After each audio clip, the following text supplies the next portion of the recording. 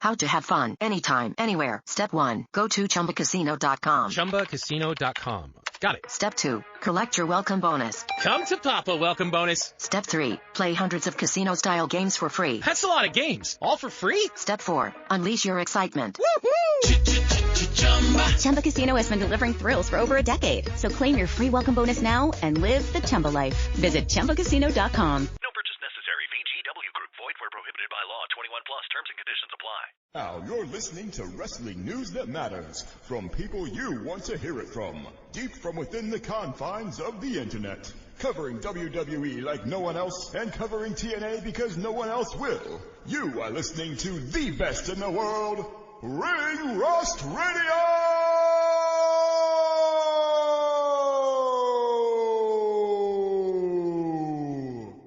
Brad Maddox.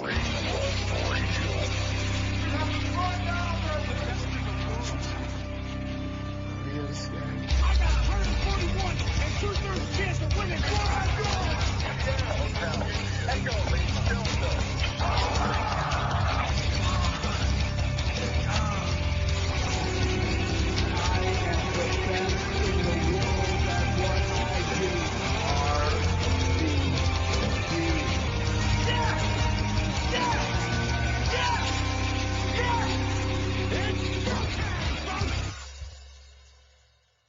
Alright guys! Hell yeah, Cinnamon coming live with me, baby. Let me tell you something. I continue, if I'm one thing, I'm a man of the people. Right? It's not about Donald's, they just understand the people. Right? Oh boy. So, for me, I like to listen to people. When I hear from the crowd, what are you yelling out there outside my window? I'll unroll my window, open it up, and what's everybody out there yelling? Evergreen content. That's what they're talking about, dude. So you know what? Here I am, a man of the people, giving you what you want. So we're back with I didn't like how that started, but I'm down with it now. Yeah, you're down with it now. Top 10 lists. We're back with another one. This time it is one that confused me a little bit. Can you explain it? Well, if you're not smart, it could be confusing. Well, just explain to everybody else then, because it's obviously not me we're talking about. It's the top 10 WrestleMania entrance sets of all time. That's Okay, like you? stages. Like the one in Orlando when we saw with the roller coasters. Exactly. Yeah. Okay. Spoilers. Well, I mean, everyone knows I will say this. It made me go through the annals of wrestling and find pictures of them on Google. Yeah, I did that too. And, like, it was like the first 12 years they're just like, we're not doing a stage. And then for a couple years after that, they're also like, we'll do a little one. And then one year they're just like, you know what we should fucking do? Let's do the biggest fucking stage you ever fucking saw! It's like and then they never look back. X7. But here's the thing. Some of those big, gigantic ones are fucking incredible. Some were, like, uninspired, though. And you more appreciate, like, the you know, simplistic things of the past. I looked at them in order and literally listed them, like, in the idea of, like as I shuffled them along. Like, I made a doc where I'm gonna put them all You here. didn't have to look at, like, 1 through 8 or 7. I did. I was like, where's the black curtain with the WrestleMania logo above it? Real small. But then again, I will say this. I'll give one that didn't make it for me, one that I love and it's iconic, but like in the grand scheme of stages, not great. It's 10. Like the X on the thing. It's just and it was so simple and good. It may have made my list. Oh, well here's the thing. Comparing it to stages, it's just a fucking sheet, dude. So I couldn't put it on the list, but it's still one of the ones I remember the most. And like I said, I love, because I think MSG hosted a Mania at some point, and then they had a regular stage, if I'm not mistaken, at some point. I mean, they hosted multiple Manias. But MSG. But I'm saying, like, in later years when they actually had a stage. Wait, it wasn't a hard cam stage. It was 20. Was it 20? I keep telling you it's 20. Oh, it's 20. Oh, good. That's right. That is right. And they had the regular stage there. York, like, I hated that, though. I much prefer the fucking hard cam side. Spoilers on my list. Let's roll. Let's do this shit. Okay, go ahead. I want to name one that's a little underrated. Okay. That's pretty cool. WrestleMania 15. One of those, like, smaller sets. Explain. You have to explain. I'm sorry? Explain why it was cool. Like, give me the, like. I just like that, like we were talking about, like, the simplicity of it. I'm going to Google them as I go along here so I can follow along to make sure I'm looking at the right ones. So you said WrestleMania 15? Mm-hmm. Okay.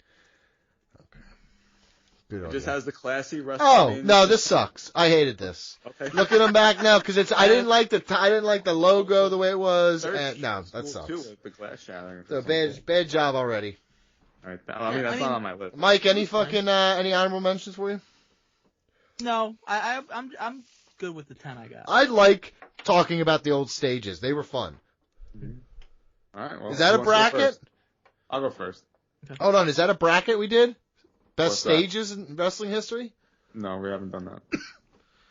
That'd be fun as shit because Halloween Havoc and shit. Doing anything wrestling related for our brackets. True. Okay, so, well, you know what? You might have found the one. Maybe. We'll see how this goes. My number 10 is WrestleMania 24.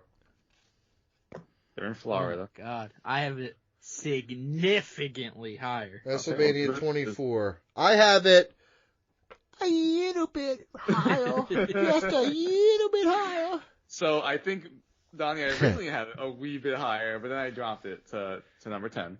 I just think it's people say it's a fucking, like, office building, but I never got that. I thought it fit like the Florida vibe. No, it looks like those beaches on South. It looks like South Beach buildings. So I liked it. You know what I mean? It was cool. Where the cocaine runs pure and the fucking women run dark. You know what I'm saying? So I thought it was fun. Is that offensive? I like it. I'll take it back. Yeah, we also liked it. That's why we ranked it higher. I don't know who you're defending it to. We both said we ranked it higher. Don't like it. You're like, I can't fucking believe people don't have it on their list. I loved that one. I didn't realize. Yeah, people didn't like it. First off, he's 100% making that up. That's not true. I've never heard anyone shit on it. It's not true. It's not true? Agreed, brother. Agreed, brother. Who do you, Mike, you're next.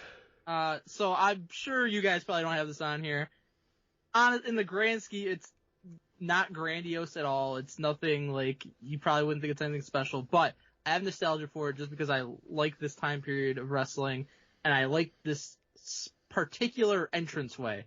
It's WrestleMania 8 in Indianapolis, and it's just basically the stage that they use for a lot of their TV, and it's like the neon lights with the WWF logo. It's the first one that had an entrance. I actually do remember the one you're talking. It didn't make my list, but I like the simplicity. But it really was like the first entrance they came out of. Right. It's red and yellow and green and blue, and it, like, alternates colors and changes and shit. Yeah. And I don't know. Obviously, like, ones in modern day are much bigger and crazier, but some of them they are kind of lifeless. This, I think, was fun, and I just love this entranceway. Mm-hmm. I agree. I actually do like that one. And it's simple and easy, and honestly, the first one I saw that was like, oh, this one's different. Mm-hmm. So I agree.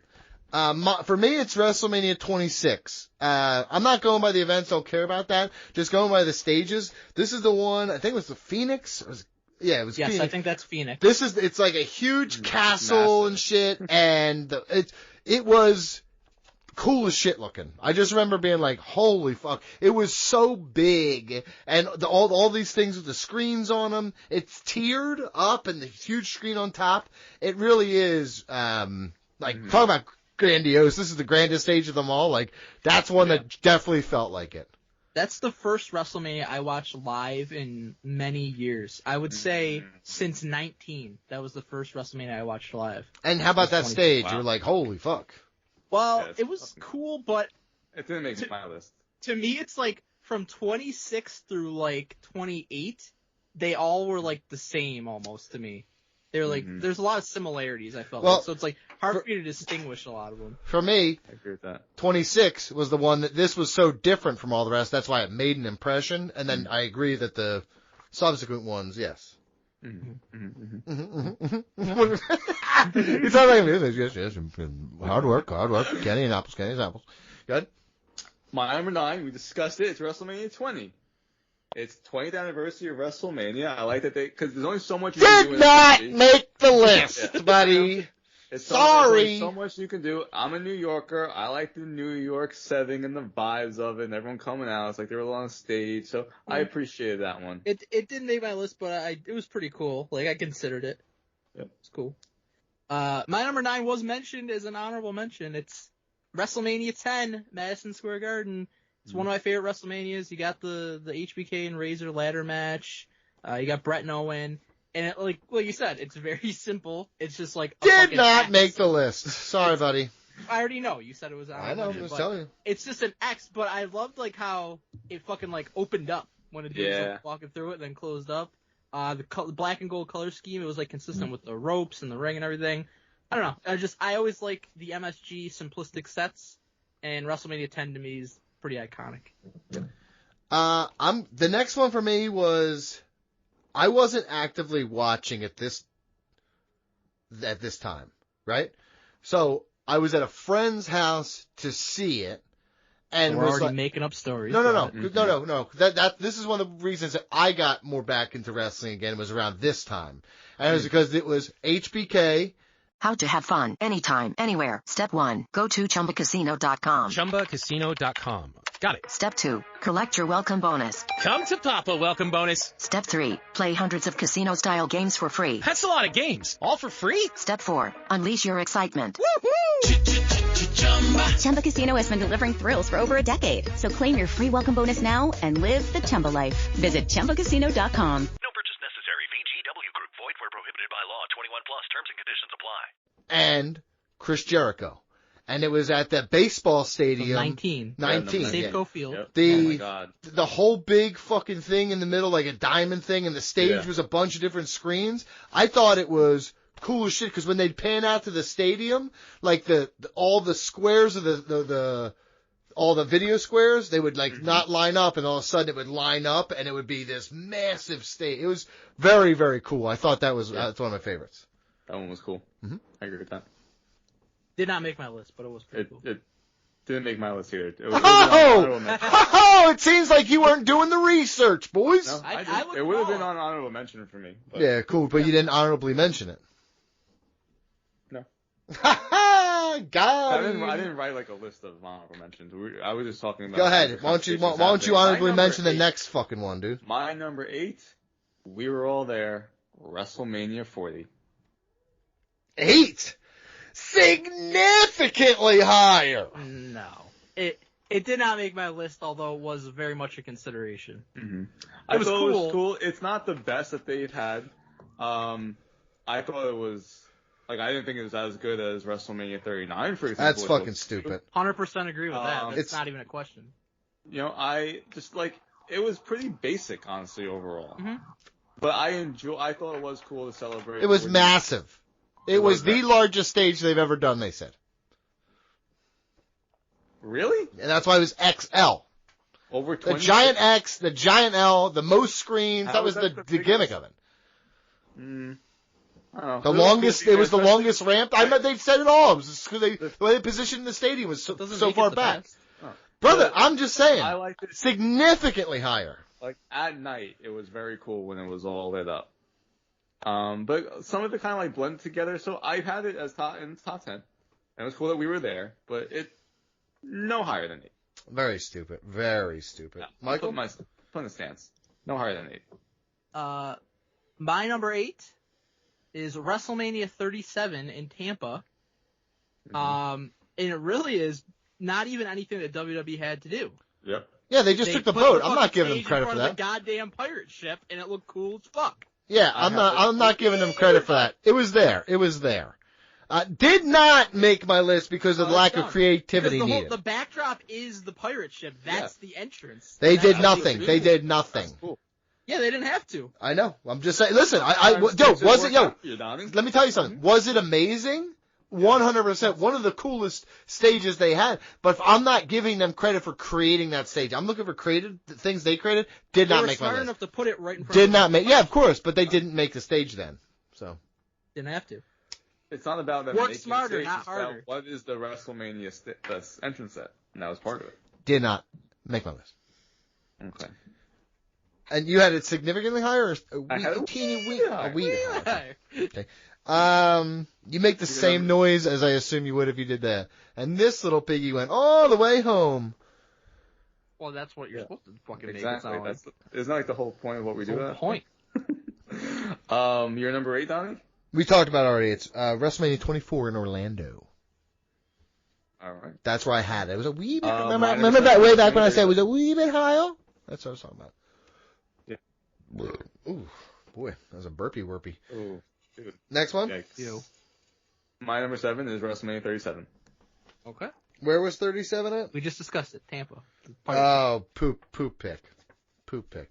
My number 7, WrestleMania 30, New Orleans. I have that a wee bit higher. Hey, Mike. Mm-hmm. My number 7, 30 in NOLA, baby. There we go. Look at that. First of all, it's a great WrestleMania. You got Daniel Bryan versus Triple H in the opener, one of the greatest openers of all time. You got D. Bryan win the title in the main event. The streak ends. Yep. John Cena buries Bray Wyatt. Everybody feels bad about that now. Probably not. Yeah, I bet you he regrets that. But the stage is just awesome. It's very simple. It's the 3 big X's, but it's like a video board, and it just looks fucking huge and cool. And I will give it a lot of credit. I've seen it a million times because of the Undertaker ending. It's in the background of it, right? Mm-hmm. Yeah. I've seen it a million times because of the Daniel Bryan stuff. And I think it to me, I associate that stage with happiness. Like with a good time, with a positive memory. So whether it is the best or not, it's a great stage for that alone. I agree with that because it was the first on the network, WWE Network. Yeah. And that was like the first one I was able to really watch on my own big screen television. I was like, man, this looks like an HD television. I was like, holy shit, this looks incredible. And they did like 19 now inches. They do it every year, but they like revealed it beforehand and shit. Yeah. It's a big deal. It was great. I love the color scheme. Yeah, the dark color scheme I always thought played into it because it was ominous. Just everything about it was fucking. New Orleans is a great place to have fucking WrestleMania. Absolutely. And it's also a great place to have Super Bowls when the Birds win by the time you hear this, hopefully. Otherwise, I'm sad as shit still. So it's like each one of these little recordings, buddy, is like a little time capsule. Where were you when you were doing that? I'm between the fucking NFC Championship and the Super Bowl. I don't know what's going to happen in the future. Hey, future Donnie, you're going to be okay. I think it's BG's number 6. Mm-hmm. My number 6 is WrestleMania 30. Okay, all right. You did not have it there. You 100% changed it. No, I just said you 100% changed it, dude. Why would I change it? I don't know. You tell me. Why the fuck are you asking me? I don't know. You're the psychopath doing shit like I don't know. Mine's been set for like a month. You're so full of shit, dude. My number 6. I was there. The first WrestleMania I ever attended, WrestleMania 29 in New York City. And what number are we doing? 6 now? Yep. Mike, give me hold on. This is a double wee situation. Here you go. 3, 2, 1. Wee bit higher. Perfect, dude. Came in late, but you figured it out. Very cool stage. I like how they have like the bridge in the background. It's awesome. And then I count everything with the stage, like the fucking Statue of Liberty and the canopy above the ring. I count that. That's part of it. That was cool as fuck also. We're not going to talk about the Diddy performance that occurred during the show. But, no, nobody knew at the time. Yeah. BJ, since we already said that where do you have it? It's my number 5. It's my number 5 as well, so I'm going to talk about it because we're right here. So you still need your number 6 also, by the way. Okay, we'll get back to that. But I want to talk about this because we're already talking about this one collectively. Absolutely. I thought that the Statue of Liberty on top, and because I think it was the threat of rain, right? Wasn't it supposed to rain? So they're like, we're going to put the roof on it. And they put like how they first. Hello, it is Ryan, and we could all use an extra bright spot in our day, couldn't we? Just to make up for things like sitting in traffic, doing the dishes, counting your steps, all the mundane stuff. That is why I'm such a big fan of Chumba Casino. Chumba Casino has all your favorite social casino style games that you can play for free anytime, anywhere with daily bonuses. That should brighten your day a little. Actually, a lot. So sign up now at ChumbaCasino.com. That's ChumbaCasino.com. No purchase necessary. VGW Group. Void where prohibited by law. See terms and conditions. 18+. Created that idea. Yes. They use it all the time now. Yes. So the idea, exactly. So the stage itself was incredible with this. The city, trash city, but whatever. But the bridge and the fucking shitty building. But New York's trash. But man, what a set, right? Yeah, amazing set. And I always liked Undertaker's entrance for this set. Yeah, with the hands. I thought it was so cool. And that was a big part of why I really enjoyed the set. Yeah, I also think that them doing them in like football stadiums and shit like this. Also, MetLife had it 2 years later, or maybe 3 years later. No, it was But that one sucked. Did you see the fucking when I went through? I was like, I don't even remember the stage. It was that shitty. It was nothing. Yeah. Oh, it was so. I was like, how do you go from that 35 to this? 35 was so bad, dude. Dude, there was a period of time where the stages sucked in there, man. Yep. Like I must have been just like blacked out doing this show because I was like, I don't even remember this shit. No, some of them are awful. I actively covered. I remember where I was watching it, but I can't. I was like, have I ever seen this before? This fucking shit sucks. So okay, you needed my what? 6? Your number 6. Okay, my number 6 is WrestleMania 17. I think this is one because WrestleMania 17 is did not make mine. That to me, WrestleMania 17, you know, the pay-per-view itself, I associate that stage with that show, and it's but like. I don't know. It's a Titantron the side pieces. Stage with that show. What the fuck that's supposed to be? But like when I imagine when you say WrestleMania 17, I think of in my vision I see the stage. Yes. You know what I mean? Like I'm not thinking of a particular moment or a match like that in the moment. I'm thinking of I like my mind goes to because I think of the stage and like the I agree with that. Yeah, I do. It's the first because like when you talk about WrestleMania 30, like my first thought is like the logo almost, and it's like and I work my way down. This was for me like the stage really was a huge part of this. This was the first big stage like this. Yes, they were doing it in smaller venues before that. Yes. I think that's a big part of it. That's why I have it higher. But I'm just going to talk about it now because I felt like it was so classy and iconic, and it was massive. And some of the entrances that you got from this, like Stone Cold in fucking Texas, Undertaker coming out with a motorcycle, Motorhead playing, like there were some awesome moments with that stage. And one of the greatest hardcore matches of all time, Kane, Raven, and Big Show. Fucking awesome. Love it.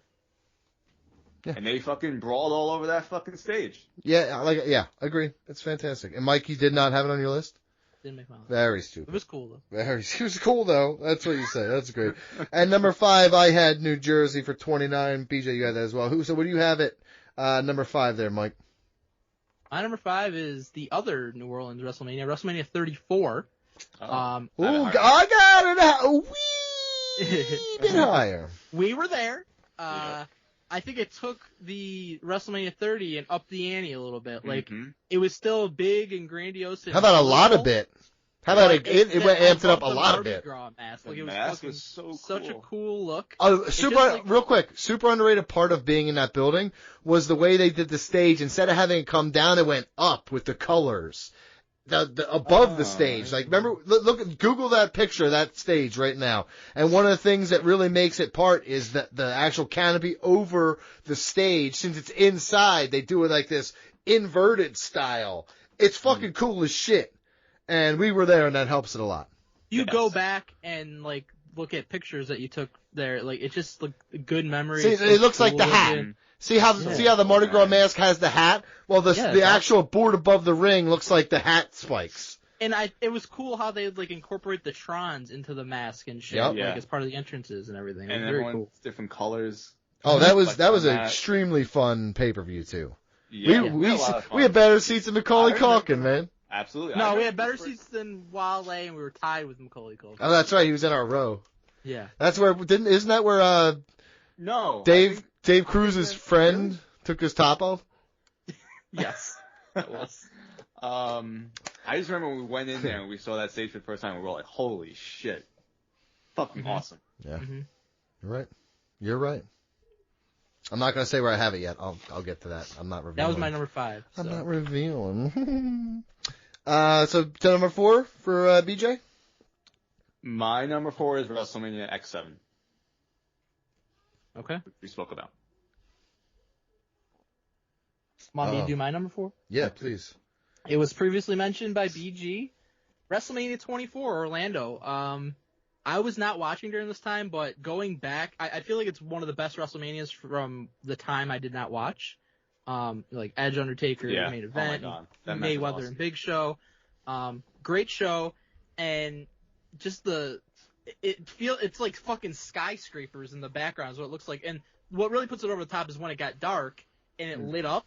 Incredible backdrop, and what made me appreciate it more is like the story behind it. Like this stadium, I think it was the Orange Bowl. It was like basically a piece of shit, and they had to build everything just from the fucking ground up basically to make it look presentable. And that is like one of the biggest, most crazy looking stages there is. And they made it feel like a huge deal by doing that. I just thought it looked fucking so cool in the nighttime, lit up in the background. Yeah, I like lights in the nighttime. Me too. Mm-hmm. I do too. Very important. Okay, BJ, your number 4. You're really gonna. I mean, I'm gonna have the same premise for my number 1, so get ready. Donnie, your number 4. Listen, can I tell you the truth? With all these, they're better in the nighttime. Ooh, I don't know what to lights. tell you. Yeah, I'm with you. Listen, Christmas time, I can't stop driving near them. Oh yeah. So Donnie, your number 4 was WrestleMania 34? No. Oh, so what's your number 4? My number 4 is 9 at Caesars. It is. I got it. Wait a bit higher. Okay, it is a guilty fucking pleasure, but The show fucking sucked ass. Yeah. But I adore that show. That truly was so much fun. And can I tell you the truth? The more and more I've watched that show over the years, the more and more I've come to enjoy it for being what it is. Like, it's just one of that is a wrestling guilty pleasure of me. So yeah, Little Caesars. Little Caesars. Okay, good. My number 3 is WrestleMania 34. Your number 3 is WrestleMania 34? Yep. That's also my number 3. Again, when we got to sit, we were like facing the mask, right? Yeah. So you had the right head on it. Yeah, so you had that top piece. I can't speak highly enough of what that top piece was doing for me. Mm-hmm. It was like just look at it. It really was, because that's where the screen was. Because we were flat on. I couldn't really see the ring very well. So I was staring at, because sitting down with my arms crossed, it's hard to see, right? So I was staring at the screen a lot, and I was watching the lights at the top. It was so fucking cool. And the mask, it was really, I mean it. I fucking love that stage. Mm-hmm. Hello, it is Ryan, and I was on a flight the other day playing one of my favorite social spin slot games on ChumbaCasino.com. I looked over the person sitting next to me, and you know what they were doing? They were also playing Chumba Casino. Coincidence? I think not. Everybody's loving having fun with it. Chumba Casino is home to hundreds of casino-style games that you can play for free anytime, anywhere, even at 30,000 feet. So sign up now at ChumbaCasino.com to claim your free welcome bonus. That's ChumbaCasino.com and live the Chumba life. No purchase necessary. VGW. Void where prohibited by law. See terms and conditions. 18+. One of the best. Mm-hmm. Third best, some would say. Yep, I agree. Mike? My third best is WrestleMania 39. Oh, wee bit higher, Mike. Inglewood, California. It's such a creative stage. I think it's absolutely one of the best. Yeah. In like present times. It's like, I don't even know how to explain it. It's almost like you're going to like the theater kind of. Mm-hmm. Yeah, Mike, guess what? So cool. Didn't make the list. I did not like the fucking stage at all. Did not like it at all. So cool. I mean, if you don't have it on your list, whatever, but you can't say you didn't like it. I didn't. The steps leading up to it was so cool. It's like a red carpet kind of thing. Yeah. I got the gimmick. I didn't like it. Oh, it has like the things on the side that look like movie posters almost. Mm-hmm. So like you're at the fucking theater. I got the gimmick, but such a cool look. Sucked. And perfectly done because it's a Hollywood WrestleMania. Yeah. Oh yeah. Sucked. Didn't make my list. What's your number 2, BJ? My number 2 is WrestleMania 39. There you go. Wow. What did you like about it? Yeah, tell him. Tell him what you fucking liked. It was fucking great. I thought it was a great way to put out the Hollywood theme and just everything that you think about with like award shows. It made them feel the glitz and glamour. Yeah, it felt so important for us. I love that. I thought it was great. Stupid. No. Mm-hmm. Well, you need my 2? I got my 2. Okay, go ahead. My number 2 is WrestleMania 9. Caesar's Palace, Little Caesars in Las Vegas.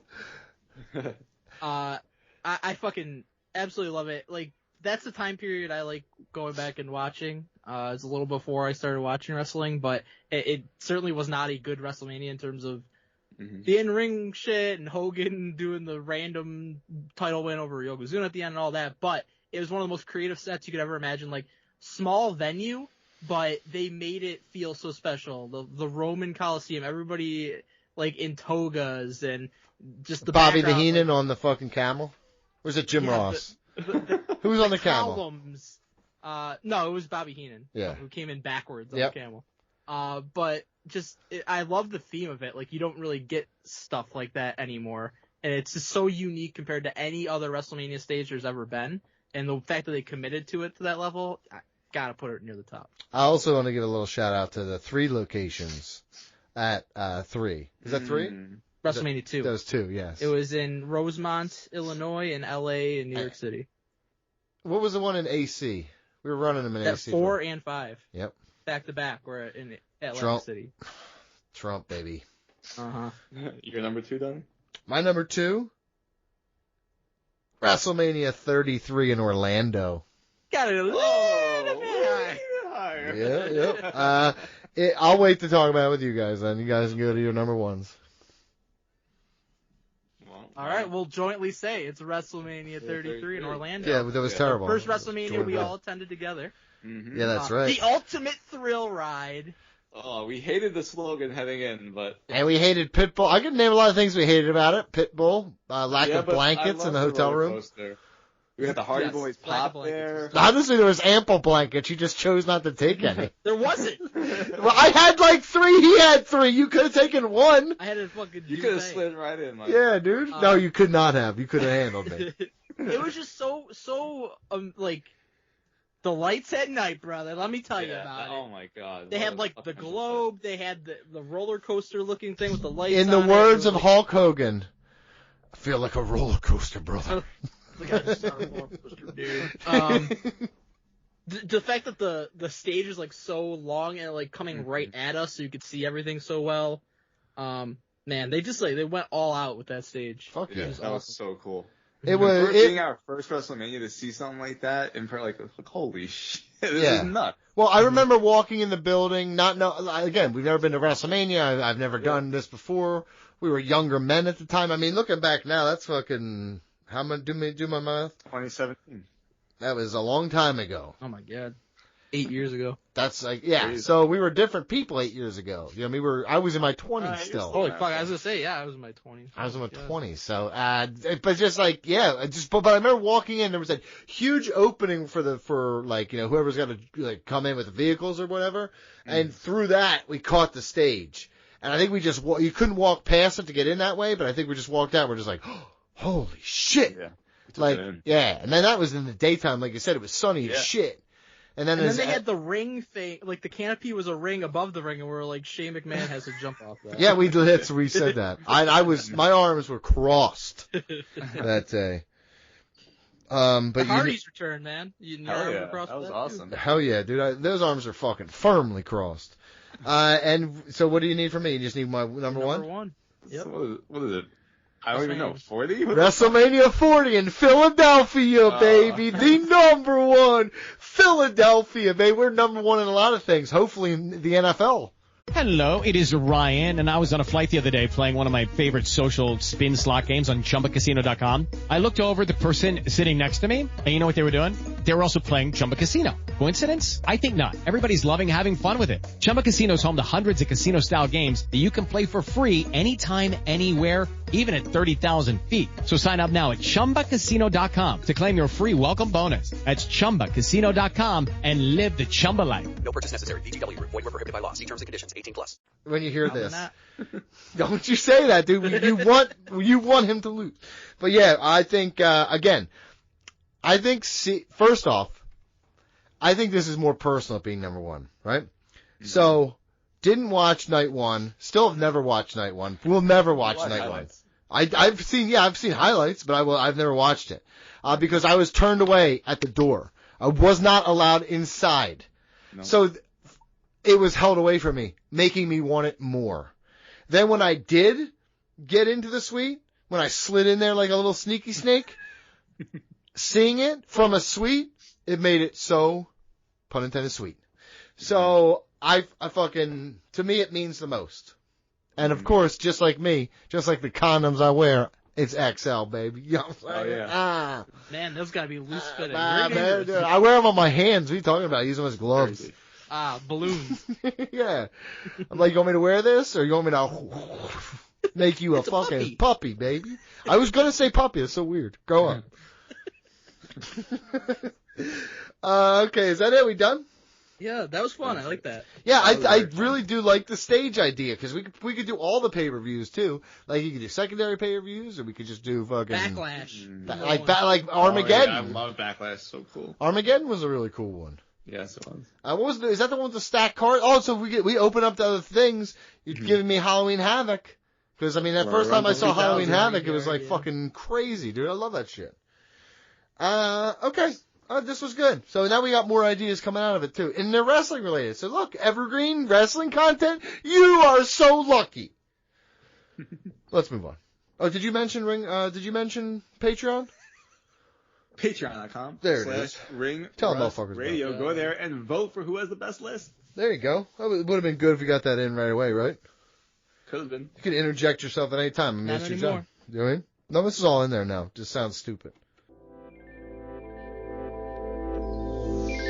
I dedicate this to the throwbacks. Like seeing a shirt in 06, ECW, one night stand, I won't hold back. Like take the Batista battle in the backlash, 07 to one man stand. We'll bring it back to the days of Lord Alfred Hayes, Hall and Nash invade, Hollywood drops the leg. They say the days of old are the best though. That's why we bring to you Ring Rust Retro. Let's go.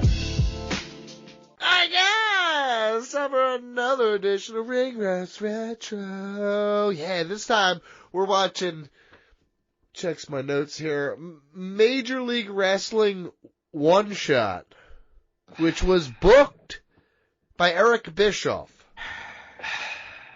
I gotta tell you, Eric Bischoff. It was not fucking booked by Eric Bischoff, by the way. It was. That's what he said. That's literally what they said it was. Yo. He booked this. That's the gimmick of the show. That's the gimmick. Did he say he did not? I'm saying Mike he did is just saying that, like, it's like when WWE has a fucking GM, they're not really making the matches. Oh, I don't agree with that. I think that they're like, I really do. I think if they paid him, he's like, I want to fucking book this show. I can book it better. Absolutely I don't think so. 100%, I think. I don't think Eric Bischoff knows fuck all about MLW PJ, or who's in it. PJ, look this up, please. What do you mean? What am I looking up? Did he really book the show? How am I supposed to fucking know that? No one knows that. See if he says it. See if he talks about it. What are you talking about? See if Eric Bischoff commented about doing the show and say, I did it. Can we just talk about you think fucking like Drew Carey was booking Raw? Dude, they literally said on several times that Eric Bischoff was booking this show, dude. Bob Barker? Booking Raw? They didn't say they were hosts. They never said that they were booking the show. They said several times that he was booking this fucking show. It's just for the fucking, to get people. No, he really did it. Oh my god, I don't know why this is making me so mad. I believe you. Look at me. Until you just said that to me, I didn't even think of that as a fucking possibility. I swear to God. Are you kidding me? I swear to God. I thought, I'm like, I have notes about how bad it was booking wise because I thought it was him. All this was on Eric Bischoff in your mind. Yes! I swear to God, dude. Yo, my notes, now that you know that, listen to all my notes now. Yeah, I think there's a less than 1% chance he booked this show. Yo, 100% chance he booked the whole entire show. This is what the wiki says, alright? Okay. Since Donnie doesn't know wrestling. On August 28, 2024, MLW announced that One Shot would take place on December 5th, 2024 at the Melrose Ballroom in Queens, New York. Yes. October 31st, MLW announced that Booker, Eric Bischoff, most famous for his booking for World Championship Wrestling, would have total creative control for the event. Yes, thank you! Not a fucking storyline? You know, there's just a fucking... By the way, Eric Bischoff was not even the WCW booker. He didn't even book his own fucking company that he was like the president of. For a short time, he did. Not really. Yo, he did. For like fucking, I mean, you can say whatever you want about Nash and shit like that, but he booked the show. Or nay on some shit, I'm sure, but he wasn't coming up with the ideas. He said so himself. He said he didn't like booking. He's a liar. He's a fucking habitual liar, dude. Well, he didn't book this, brother. Let me tell you something. We need to get a hold of Eric Bischoff and ask him. I swear to God, I'm going to reach out to him and ask him. I'm pissed. I'm pissed. I'm pissed too because we had to fucking watch this. Yeah. Hey, okay. This is MLW, Eric Bischoff. But hold on, George Cruz on YouTube. Yeah, okay? and George, I had no idea. I found it on Watch Wrestling. George Cruz, because it was so recent, it was still there. George Cruz made us do this shit. BJ, how does someone get involved and make us do a retro? That infuriates us. /Ring Rust Radio. Donate to our retro tier. Email us, ringrustradio@yahoo.com. Anything with a wrestler involved, we'll cover it. Be a pay-per-view, a documentary, a TV show, a movie, video game. So, how are we going to review a video game? What do you mean? Fucking like No Mercy? We just fucking review the modes and shit like that? Game. Good game. 45 minutes and be like, oh, check out this mode. Good mode. Good characters. Then we can put on WCW and be like, oh, this is better. I said, why are we watching, my first note is, why are we watching a pay-per-view from December? I was going to say, this is from like 2 months ago. George assigns us this as a retro, which is not in the spirit of what a fucking Ring Rust Retro is at all. Well, technically we watch things from the past, and technically this took place in the past. I said technically, but I said it's not in the spirit of Ring Rust Retro. I mean, we have to have some very real and uncomfortable conversations about George's mental well-being at this point, because why would he give us this? I gotta tell you from the bottom of my heart, keep it going, George. You're doing great. Yeah, I'm perfectly fine with this, George. No complaints. Well, I got a lot of complaints. You're fine with it because you could watch it on 2x speed. Yep. Yeah. That's the only reason I didn't fucking fight back about it, but it is stupid as fuck. We gonna get the cool Braun Strowman. What? You mean Bane? Okay, hang on. We got this weird ass Eric Bischoff 83 Weeks song in the open. It's awful. Eric Bischoff, NXT legend. Hell yeah. Basically, the gist of the show, Bischoff's calling the shots one last time, even though he didn't really book WCW, which I mentioned. But he did book this. Okay. So he's starting the show, and then Matt Riddle and Tom Lawler come out, and they are apparently a tag team called the Filthy Bros. Get it? Yes, but they are part of a stable. What's the stable called? Oh. WTF. World Titan Federation. Where does this stable exist? In MLW. They didn't even mention it. Yeah, well, maybe you should do a little research, dude. Oh, no thanks. I would love to know how these companies make any money. I don't know. And also, the ring looks so small. They have hardly anybody in attendance. Although it was a very small, kind of cool looking venue. You could sit at a bar and watch the fucking show. I mean, that's ECW Arena. You have that. I absolutely would love that. Yeah, for real. Riddle told Bischoff he has little dong energy. Guys, buy our Hogometer shirt at ProWrestlingTees.com. Matt Riddle involved. Sure is. Bischoff cutting a promo, and it's basically the NWO, huh? Did you like that? Did you enjoy it? He stole that. He stole that from Japan. He stole that from New Japan. Pretty much what his fucking thing was. And then he showed a video for a knockoff Money in the Bank ladder match that's not happening on that show. Yep, there's a preview video that he's like, I'm booking this too. Didn't make a lot of sense. Okay. We get to the first match finally. It's Mads Cruel Kruger versus Baba Thunder. Which is Baba Tunde. Baba Thunder, Don? Baba Kato. Well, Lucha Underground. Or Raw Underground. Not Lucha Underground, he's in NXT. But no, he did Raw Underground. Yeah. He was Baba Tunde. Commander Aziz. Commander Aziz? Yeah. Bro, I cannot fucking believe. I told George this after I said, buddy, why are you sending us shows that have fucking Commander Aziz matches on them? Well, he claims that he loves MLW and watches it all the time. You thought this was a 4-minute match for no reason, dude? Come on, dude. What are you, an idiot? This Mads Kruger guy has a fucking shitty mask. I like it. And he comes out with a voice that sounds like the Shockmaster when they were trying to get that over. Oh. I actually like this. I think if I was WWE, I'd make Braun Strowman have that mask. Or something similar. Make Braun Strowman not talk and be also Jason. He should definitely not talk. But did you see him trying to do his run around the ring the other day? Yeah, he's looking frail. He can't do it anymore. I gotta tell you, dude, you get older, dude, stop doing that shit, dude. Vader wasn't running. He can't do anything, though. Dude, injuries get to you, man. Dude, you're getting old. don't be surprised when shit just stops working the way it should. I went snowboarding, and my groin hurts. That's for other reasons. I have no idea who these announcers are, but they suck and I hate them.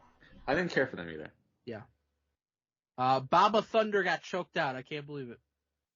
Stunned, honestly. Hello, it is Ryan, and I was on a flight the other day playing one of my favorite social spin slot games on ChumbaCasino.com. I looked over at the person sitting next to me, and you know what they were doing? They were also playing Chumba Casino. Coincidence? I think not. Everybody's loving having fun with it. Chumba Casino is home to hundreds of casino-style games that you can play for free anytime, anywhere, even at 30,000 feet. So sign up now at ChumbaCasino.com to claim your free welcome bonus. That's ChumbaCasino.com and live the Chumba life. No purchase necessary. VGW Group. Void where prohibited by law. See terms and conditions. 18+. Right now, Eric Bischoff's still booking. For the record, still believe he's booking.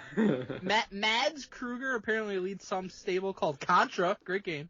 They are invading. That's an invading stable. It has Minoru Suzuki in it for some reason. Yeah, well, they have a deal with New Japan. Not New Japan in the sense of like the actual company, but like the freelancers from New Japan also work MLW when they're in the United States to secure a paycheck that's like a guaranteed paycheck. That's not confusing at all. Kruger tells Baba Thunder, join us or we'll fucking legit murder you. And he was like, cool, I'm in. That's basically what happened. Yeah. Guess what? Storyline progression. Thank you, Eric Bischoff. We get maybe one of the only good parts of the show. Bischoff goes to the announce table and he's like, I've changed. I would never give away finishes and reveal that the Hardys won the main event of TNA. It was pretty funny. A little nod to when he did that with WCW. That's funny. Hated it. I absolutely hated it. Holy shit, C.W. Anderson parlayed those Mania weekend super kicks into being a tag team with Arn Anderson's son in MLW. Dreams do come true. I gotta tell you from the bottom of my heart, I saw him and my first thought was, Mike's gonna pop so hard. Mike's gonna pop so fucking hard. C.W. Anderson was an active worker in MLW. So C.W. Anderson to me is always such an ECW afterthought. Yeah. Right? That's how he's always... Shut the fuck up. He really was. Right? But, as someone who loved indie wrestling, he was just one of those guys who just never gave the fuck up. Hung around. Like, was always... Every show I went to was like... Dude, I saw C.W. Anderson against, like, Legends of the Ring that have become, like... I've literally seen him against Jon Moxley and against Sami Zayn. So, like, he just was around forever. And us seeing him at WrestleMania weekend... was just hilarious. It's like a full circle thing, and it's like, the circle's not closed yet, dude. We're still running, baby. Alex Kane yells at Eric Bischoff backstage, basically calls him a bum, and Bischoff tells him he needs to stop reading the dirt sheets.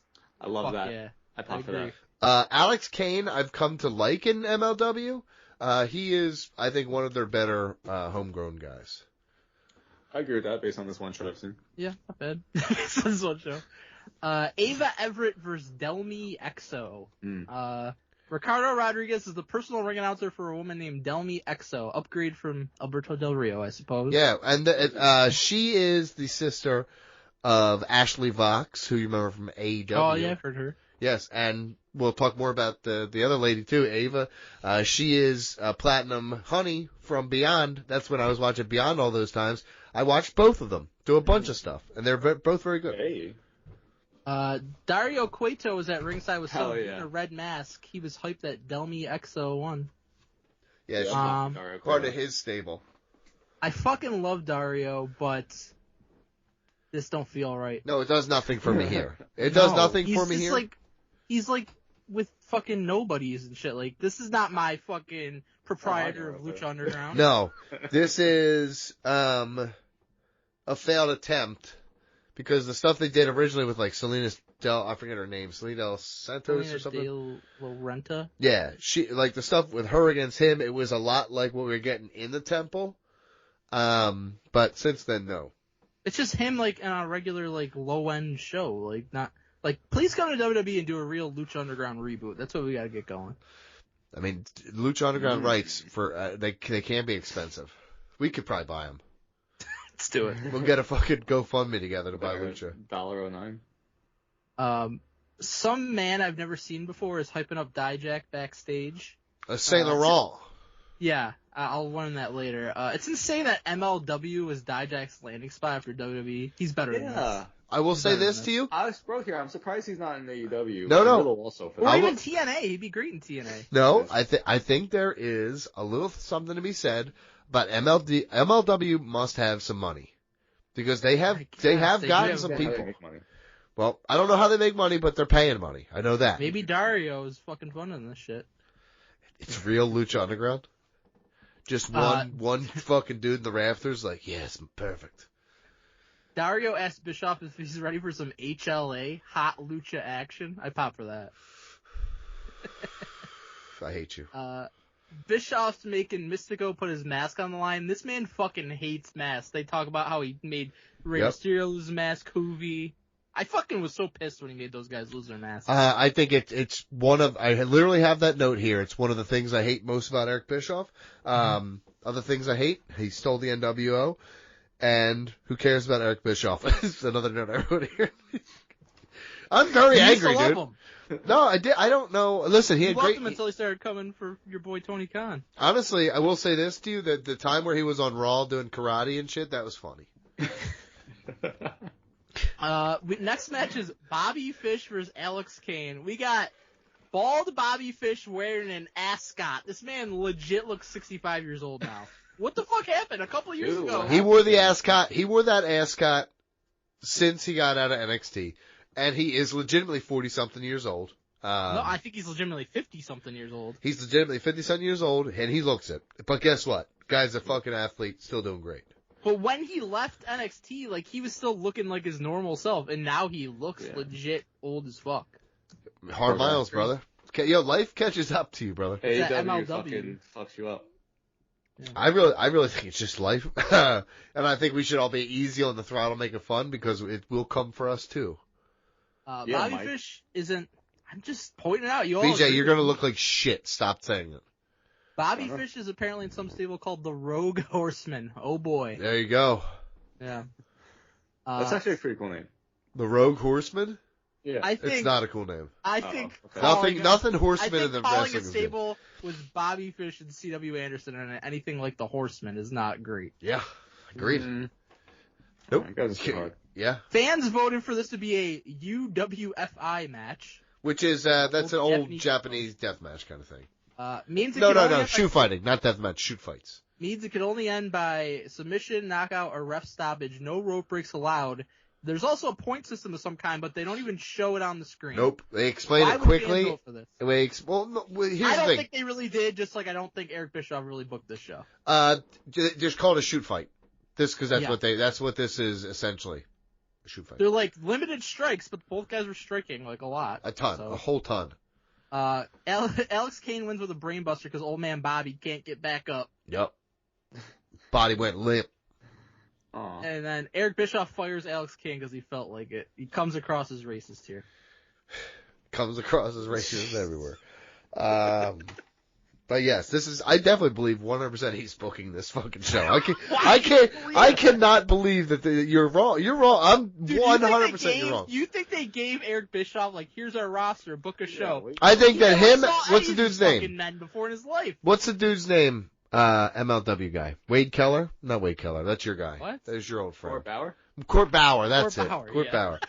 I think Court Bauer and Eric Bischoff booked this show. Yes, 100%. I don't think Eric had anything to do with it. I think Court Bauer booked the show and he said, hey, here's your lines you gotta read for the show. Nope. I disagree. 100% disagree. No, don't disagree. Here we get the only good match of the night. I am 100% emailing Eric Bischoff and asking him on the record for. I'll probably fucking work you and be like, yeah, right. I booked the show. The only good match of the night: Trevor Lee versus Mystico for Mystico's match in the MLW middleweight title. Okay. I miss Trevor Lee in WWE's Cameron Grimes. They never should have I didn't mention. For no reason. Real quick to go back one match. I forgot because I missed a note here. Faye Jackson. Oh yeah, she was with Alex Kane. Yeah. Okay. You calm down. Easy. Cute haircut Trevor Lee has now. Yeah, I like it. But he should be wearing a top hat and say he's rich because he invested in GameStop stock. That was a fun time. That was such a great storyline. Yeah. That was great. But honestly, he should lean into do you remember the Sin Cara Dick shirt by any chance? Yeah, of course. AJ Styles jazz one too. Discharge. That's what it was. Yep. For people that don't know, Mystico is the original Sin Cara. I have it right here. It's Sin Carl. Yep. Vince wanted Sin Cara to be the next Rey Mysterio so badly. He did. But he was always chasing. And now Sin Cara's in MLW and Vince is unemployed. Crazy world. Mm-hmm. Vince is not unemployed. He tried so hard with Sin Cara, but he kept getting injured and suspended for drugs and shit. Just never happened. And now they got Panda. Yeah, they do. Way cool. Trevor Lee basically kicked ass all match, but Mystico wins with a Spanish Fly. But good match. This is a good match. I enjoyed this one. The only good thing that happened on the show, pretty much. A good storytelling in the match, surprisingly, and Sin Carl without the botches. Yeah. Wonderful. I actually really like this. Now we got Dijak versus Riddle for Riddle's golden ticket title shot. I was excited for this match. But this dude managing Dijak, Saint Laurent, is fucking annoying. He fucking sucks. He's a indie manager, dude. He ruined the match by pulling the ref out of the ring, and Riddle wins by submission. Sorry, he wins by DQ because he had Dijak in submission, and then the ref got pulled out. Yeah. And that's just the end of the match. It lasted like a few minutes. It was like 10 minutes. I thought it was good while it was happening. I enjoyed it. I fucking hate Saint Laurent. I will say this, Mike, he's every single fat indie manager. He's ass. He's like I think everybody saw Percy Pringle become Paul Bearer and was like, I can fucking do that, right? I don't know what this guy was trying to be. I think you see there's a million of them. It's tall and skinny, whatever size and shit, but they think they're going to be this next fucking... Hello, it is Ryan, and I was on a flight the other day playing one of my favorite social spin slot games on ChumbaCasino.com. I looked over at the person sitting next to me, and you know what they were doing? They were also playing Chumba Casino. Coincidence? I think not. Everybody's loving having fun with it. Chumba Casino is home to hundreds of casino-style games that you can play for free anytime, anywhere, even at 30,000 feet. So sign up now at ChumbaCasino.com to claim your free welcome bonus. That's ChumbaCasino.com and live the Chumba life. No purchase necessary. VGW Group. Void where prohibited by law. See terms and conditions. 18+. Paul Heenan.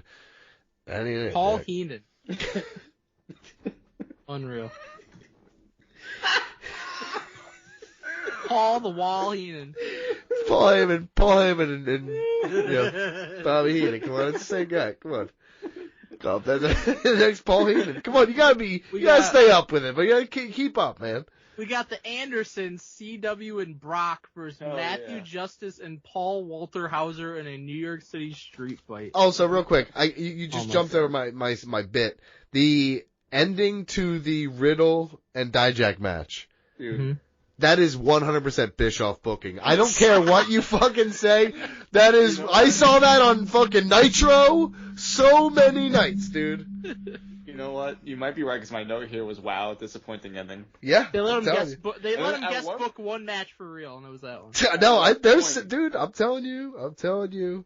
Let me say something. At one point, a fan screamed, eat shit, I'm pretty sure. To Saint Laurent? Just out loud. I gotta say this to you, and this is an exact note. Paul Walter Hauser, whatever his name is, he is everywhere, and I don't know him at all. He's just an actor, but I don't know what he's in. I swear to God, I've never seen anything he's in because I don't know him from anything. But he is fucking everywhere, dude. He just loves wrestling, and he's parlaying being an actor into being a shitty wrestler, basically. I mean, he's having fun with it, though. Good for him. Yeah. Living your life, girl. Some guy named Brett Ryan Gosling or something. Yes. He looks... He's in the Rogue Horseman with the Andersons and Bobby Fish, and he looks like David Flair. Yeah, I swear to God, he's actually pretty funny. His promos are really good. Why is he in the fucking Rogue Horseman? Because it's, he's an up-and-comer. He's one of the hot indie stars coming up now. I don't think he is. This Paul Walter Hauser guy, he's an actor. I knew he had a match against Matt Cardona at one point, but I had no idea he was just in MLW, apparently. Yep, he is. He wrestles often. He struggled mightily to get up to the second rope. Listen. He fell off of it. Dude, that's the gimmick he's working. He's baby Louie. Was it Huey, Dewey, and Louie? Which is the one that's huge and dumb? Well, it's not one of those, but I know who you're talking about. And he wears like a baby bonnet. Yeah, it's a Looney Tunes reference. This is the one thing I'll look up. Huey and Louie's not Looney Tunes. I know. That's Donald Duck's fucking nephews. Yeah, real monsters. CW still spamming those super kicks, baby. That's what I like to see. Baby Huey. Yeah, baby Huey. But that has nothing to do with Huey, Dewey, and Louie. Yeah, no, they're ducks, buddy. They have the same name. I get them confused. This Paul Walter Hauser guy takes the L after Matthew Justice went through a table. This was sucked. I said fun idea, but what the fuck are we doing here? Right? Because I like, it's a celebrity, you want to get more eyes on it. Apparently this dude's famous, so like, yeah, I get it, but like, cool. So I thought this was the main event, and then they shoehorned another fucking match in here with like hardly any time left. Minoru Suzuki and Akuro Kwan versus Satoshi Kojima and Shigeo Okamura for the MLW Tag Team titles. Alright. Combined age of this match, like 200. I said combined age of 271, so I meant the same exact joke. Okamura looks so old. Yeah. This is like when Kojima, by the way, is the MLW World Champion here. Yes, this is crazy. But it reminds me of when we saw Masato Tanaka, and he's like leaning the whole time. Yeah, he don't got his legs anymore. Like it was just like when you see somebody get old. Like I said, well, I'm not making fun because I will be getting there sooner rather than later, especially. It's just hard to watch your legends get old. So. Kojima and Okamura won a very quick and shitty match to become the new MLW Tag Team Champions. I liked the backstage brawl before this. That was fun. Then they didn't do anything.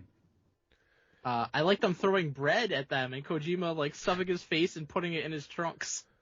He loves bread. It was hilarious. He loves bread. Good. Mm-hmm. Well, do you got anything else to say about this match? Okay. Yes, I said, of course, Bischoff puts guys he knows over in the main event. And I don't think he knows Kojima. Yes, he does. They were in WCW.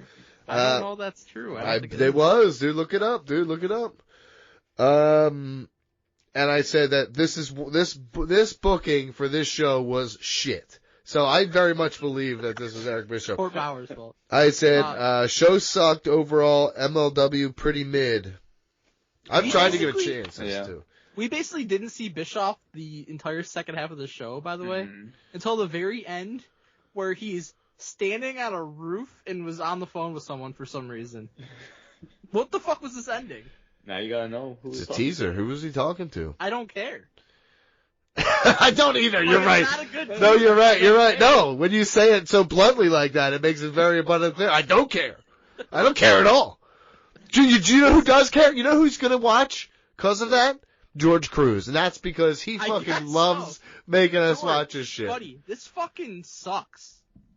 This sucks. I kind of love watching. Out there to watch. I love indie wrestling. If they were giving us like stuff that felt like Lucha Underground like in the past with Dario, I could get behind it, but they aren't at all. I'm all for Empire State Wrestling. If you get your hands on some Empire State Wrestling, I'll watch that shit. Out there. No, I'm telling, I mean that shit. I love I'm not even bad. I just love indie wrestling for the good and the bad. Because every once in a while you're like, holy fuck, this is an incredible match. And then you also have like a human shark fighting a fucking, some random dude. You know what I mean? Like it's always weird shit in the middle. So I'm down for watching anything like this. And I really appreciate George for fucking letting us do this. Thanks, George. How does someone do it, Beach? Patreon.com/ringrustradio. Donate to our retro tier. Email us ringrustradio@yahoo.com. Anything with the wrestler involved, we'll cover it. Anything.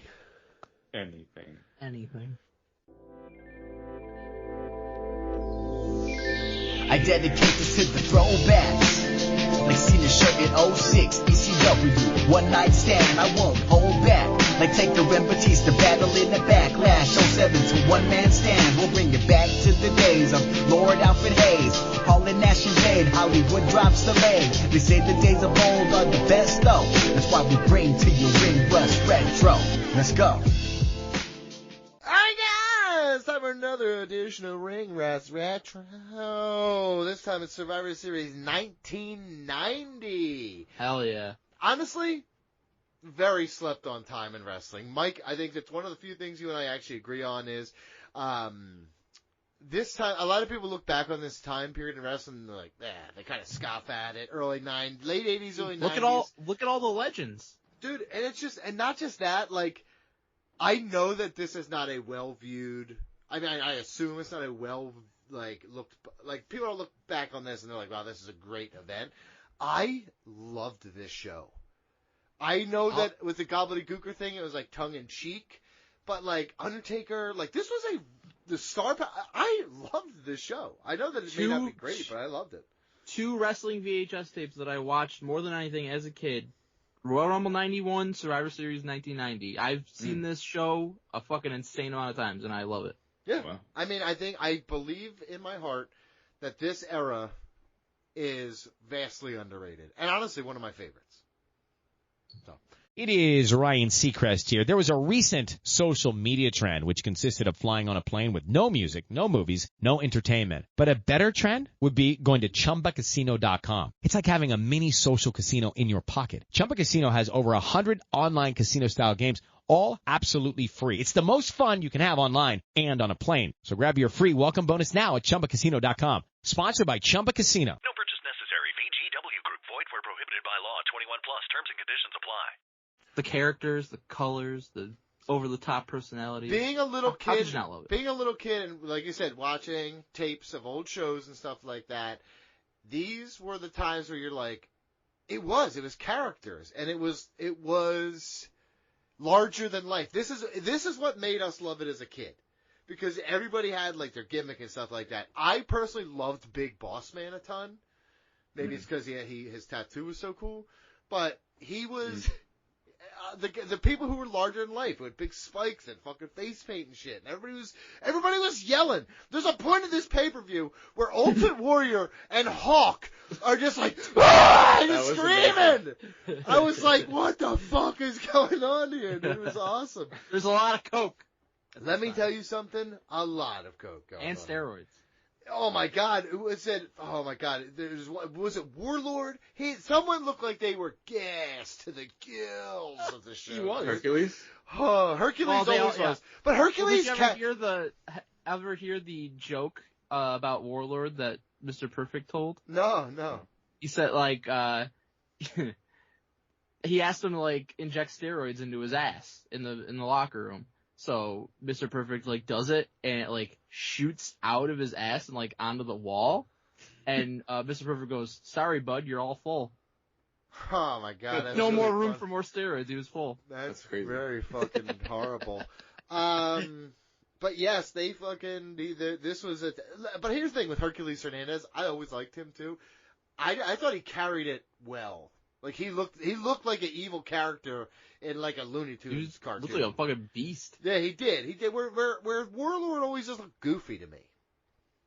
Warlord. The problem with Warlord is that he could hardly move. Yeah, well, maybe ease off with the throttle on the steroids. He was all full. He was all full. I heard that joke I just gotta say, the old school openings for pay-per-views at this time were with Vince yelling? With I literally wrote here, I got about Vince screaming at you to start the show. Yeah, Vince's issues notwithstanding, they would hype you the fuck up, especially the Royal Rumble ones where he would just yell all the guys I in hated the Rumble. I fucking hated it. I hate his face. But I will say this. My favorite is the Attitude Era. Roddy Piper taking over because I looked it up. Not Gorilla. Jesse Ventura had just left.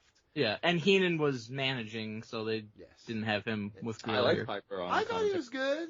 He threatened to murder Saddam Hussein pretty much in the opening. He sure did, dude. I wrote that down here. I said, "Fuck Saddam, man. Fucking Roddy would kill him." It's so funny because as a kid I was watching these tapes and there was so many mentions of fucking Saddam Hussein in 90 and 91. I was probably at the time I don't know what the fuck. I will say this: all of my modern belief in domestic policies comes from the 1990s WWF. There you go. I hate the I hate the Russians. I hate the Middle East and USA. They need to bring back at least one traditional Survivor Series match per year and make sure the teams have cool-ass names like all the teams do on this card. And I will say this is the only year they did the grand finale thing, and I kind of fucking loved it. I loved it also. I always thought it was cool as fuck as a kid watching it, and the one thing I'll say is, like, the logic behind it doesn't make a lot of sense, but I don't care. Yeah. I'm not here. Listen, if I wanted logic, I'd watch professional sports. I'm watching wrestling here. I want theatrics. We got a packed house on Thanksgiving night for this. I never understood that, dude. I never understood AEW had 5 people in the stands. Dude, I'm never going to any. You could have Muhammad Ali back from the dead in Philadelphia on Thanksgiving. I mean, it's the same as going to a football game on Thanksgiving. I would never do that either. A lot of people do, though. I know. I would never. I'm with my family. No, thank you. I think H3K should bring back that grand finale gimmick for a show.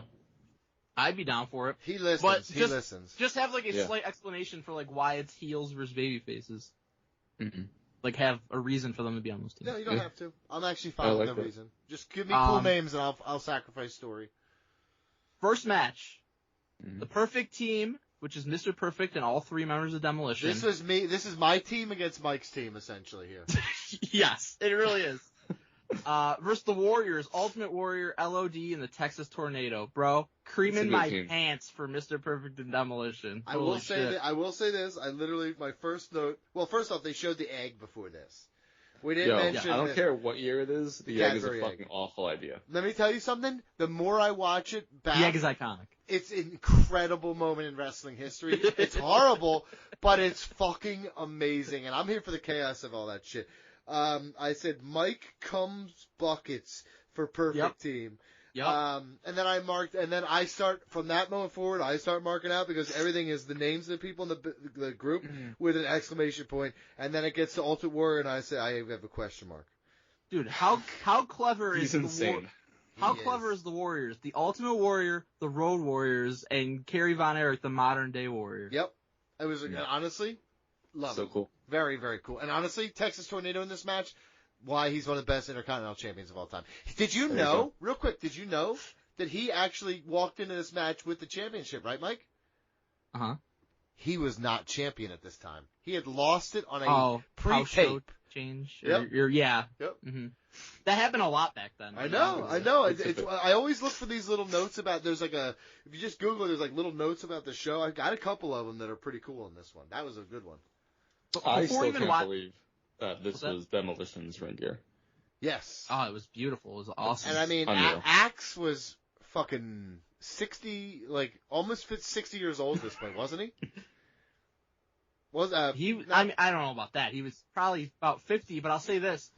Very rare for all 3 Demolition members to be in the same match, and this was Axe's last match in WWF, and did you notice, like, his hair? It was all feathery and beautiful instead of slicked back like usual. Yeah. He basically said, like, he just didn't give a fuck anymore because he was on the way out, so he didn't slick it back, and he just had feathery, beautiful hair. He hated that outfit, too.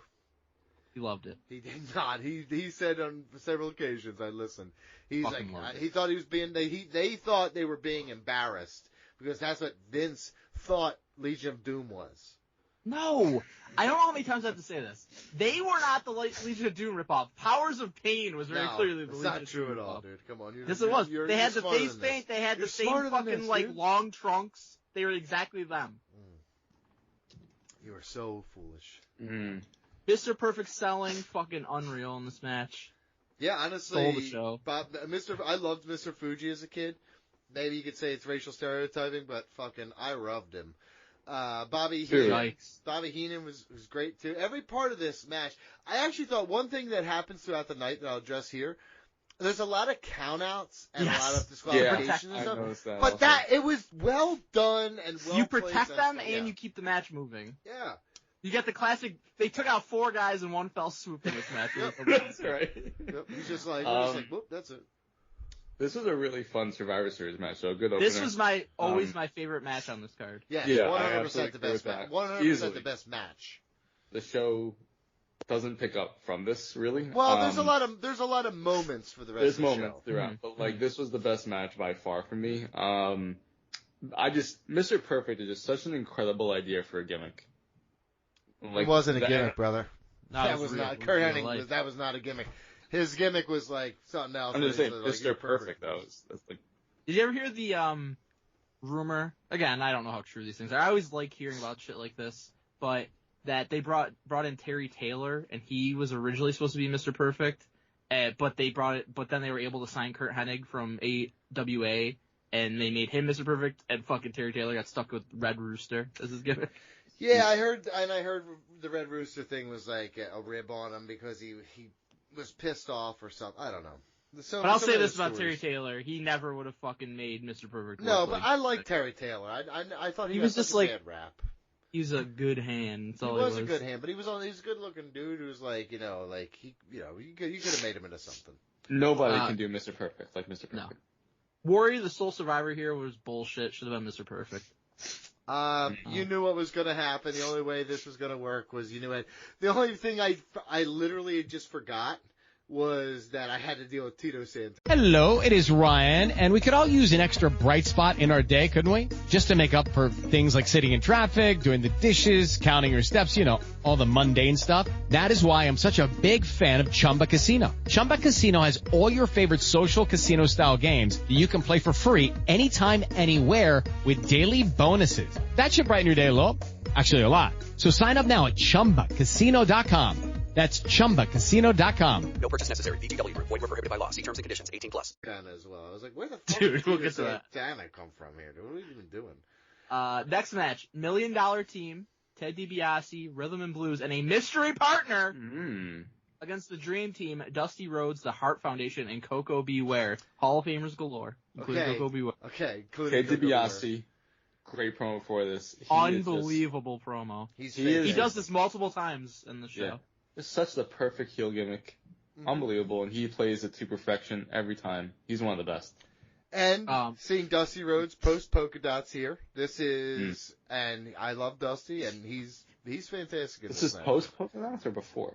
No, it's post. This is after the polka dots. In the midst of polka dots. No, he was done by this point. He wasn't wearing the polka dots. Well, not in this match. He didn't wear them. No, I'm pretty sure he was done wearing polka dots in WWF by this point. I thought we retroed an early WrestleMania. Like they literally had promo photos for like this pay-per-view, and he's wearing like a poncho with fucking polka dots on it. I think check every show after this. I'm pretty sure I thought that I read that he was done polka dots after this. Well, my first note here is holy shit, The Undertaker is so cool. Yeah, he is the mystery partner's for his first ever appearance on TV. Very cool. It's interesting. That's not true. He was Kane the Undertaker on Saturday Night's Main Event or whatever it was. No, I think that was house shows that he was on. No, I'm looking it up. Like they might have aired. I'm not going to look it up. But this was the first time anybody actually saw him watching TV. It's interesting that they had him start the match, and I felt like when they did this that they should have had him run through the entire team by himself, and that would have really set him up to be a badass. Then later in the show, I realized about this whole grand finale. Yeah, I was like, okay, it makes sense. It worked out good because he got disqualified. He got counted out. But otherwise, I was like, man, it would have been so cool if he ran through by himself the entire babyface team. Yeah, but then we wouldn't have gotten Ted DiBiase and Bret Hart later on, which is awesome. That's true. By the way, very rare during this time for guys to get this type of debut. So this was a big deal.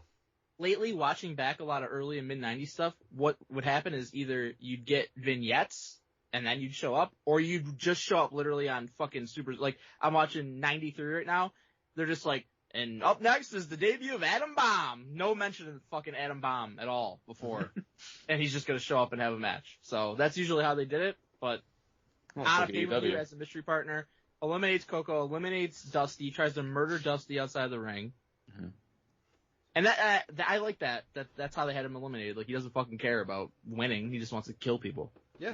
I thought it was very cool. I really did like DiBiase and Bret. It's crazy. Bret Hart stole the fake knee injury thing from Eddie Guerrero. Well, I don't know how that's how time works. No, he stole. He always from used Hector. to play possum though in the matches. I always loved that. He stole from Hector, who was stuck in the egg the whole time. Stole from Stu. The OG Tombstone, before they cared about spiking people on their heads, was crazy. Yeah. It really looked like he fucking spiked Coco.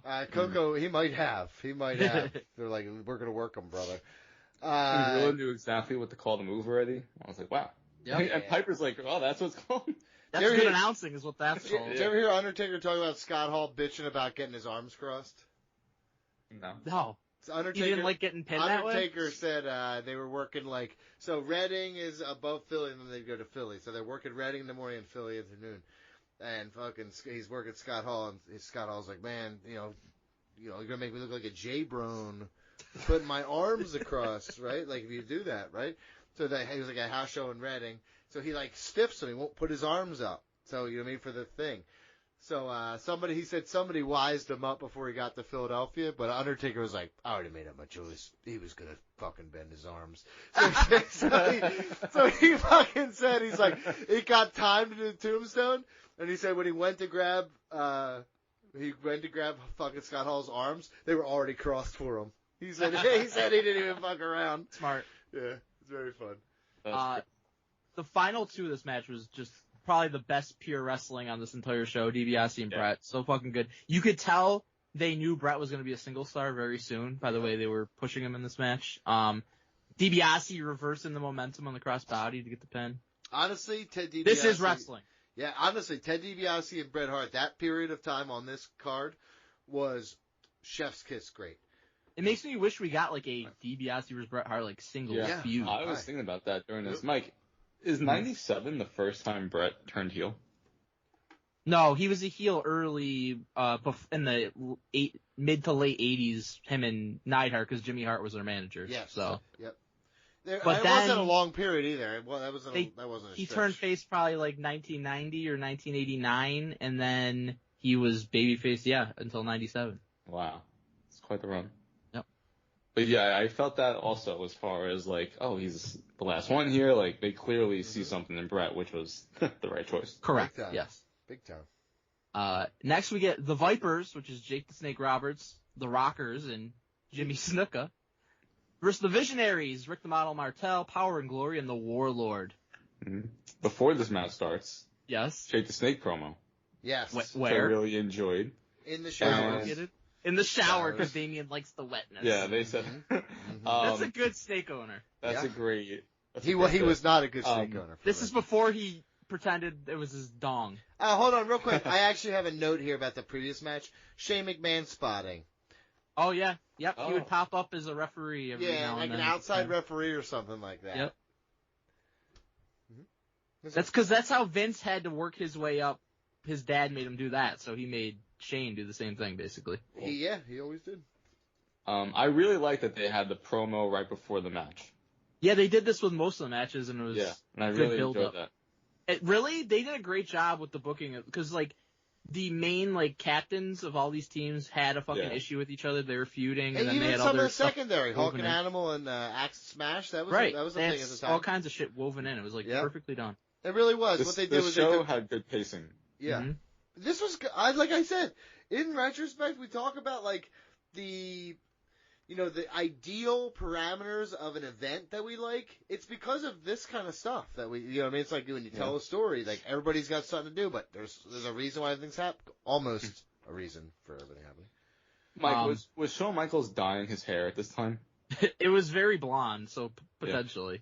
I said there's at least 2 murderers in this match. Dude, nope. Jimmy Snuka I wrote here, he's massive. Yeah, he was on the fucking gas for sure at this point. Because he was not like this earlier. Yeah. He came back, he was gone for quite a long time, probably to wait out the murder.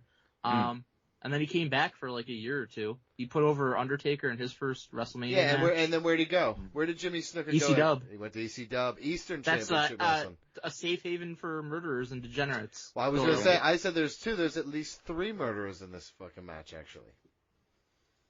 Who, Jake the Snake? Oh, Jimmy Snuka murdered. Marty Jannetty said he killed that guy. Oh, yeah, Marty Jannetty did say that. And Shawn Michaels killed Chris Candido. You're lie about Shawn Michaels. I love the Jake the Snake model storyline with Rick Martel fucking blinding him with the arrogance spray. Rick Martel, criminally underrated. They gave Jake the all-white contact. Yeah, so criminally underrated Rick Martel. That's true. I actually loved Rick Martel. And the bottle of arrogance he was such a good heel. Rick Martel was a massive top star in Canada. AWA. He was their world champion. And because he was French Canadian or whatever, and the fucking Canadians loved him out of Minnesota. Look at me, I'm the model. What was the dude from Hernandez, right? Remember him from Florida?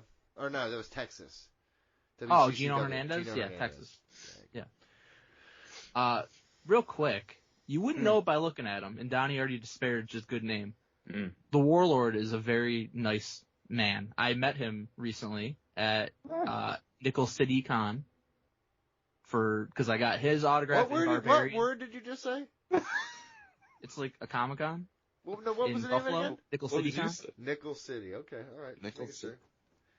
For the first time ever, they had a fall one. They always have a summer one, but they had Demolition and Powers. They smelled too bad last time, and they're like, "Fuck this, dude." But me and Warlord had a nice long conversation. He was talking to me about football. Whoa. This is a sweetheart. No one else was there? No, I was the only one in the line for both Powers of Pain and Demolition. It was awesome. Not like when I met Sting and it was like a fucking hour and a half. What's his body look like after all those years of damage? Actually, I mean, not like as muscular, obviously, but he's still like for an old man looks ripped. You know what I mean? He's only 62. Yeah, looks good. That's great. That's great. He's a sweetheart. He's from Minnesota too. Yeah. All my Vikings are doing real good. He should have been like, my friend loves the Eagles. Fuck you. Did you know in 1991? No, I don't mention.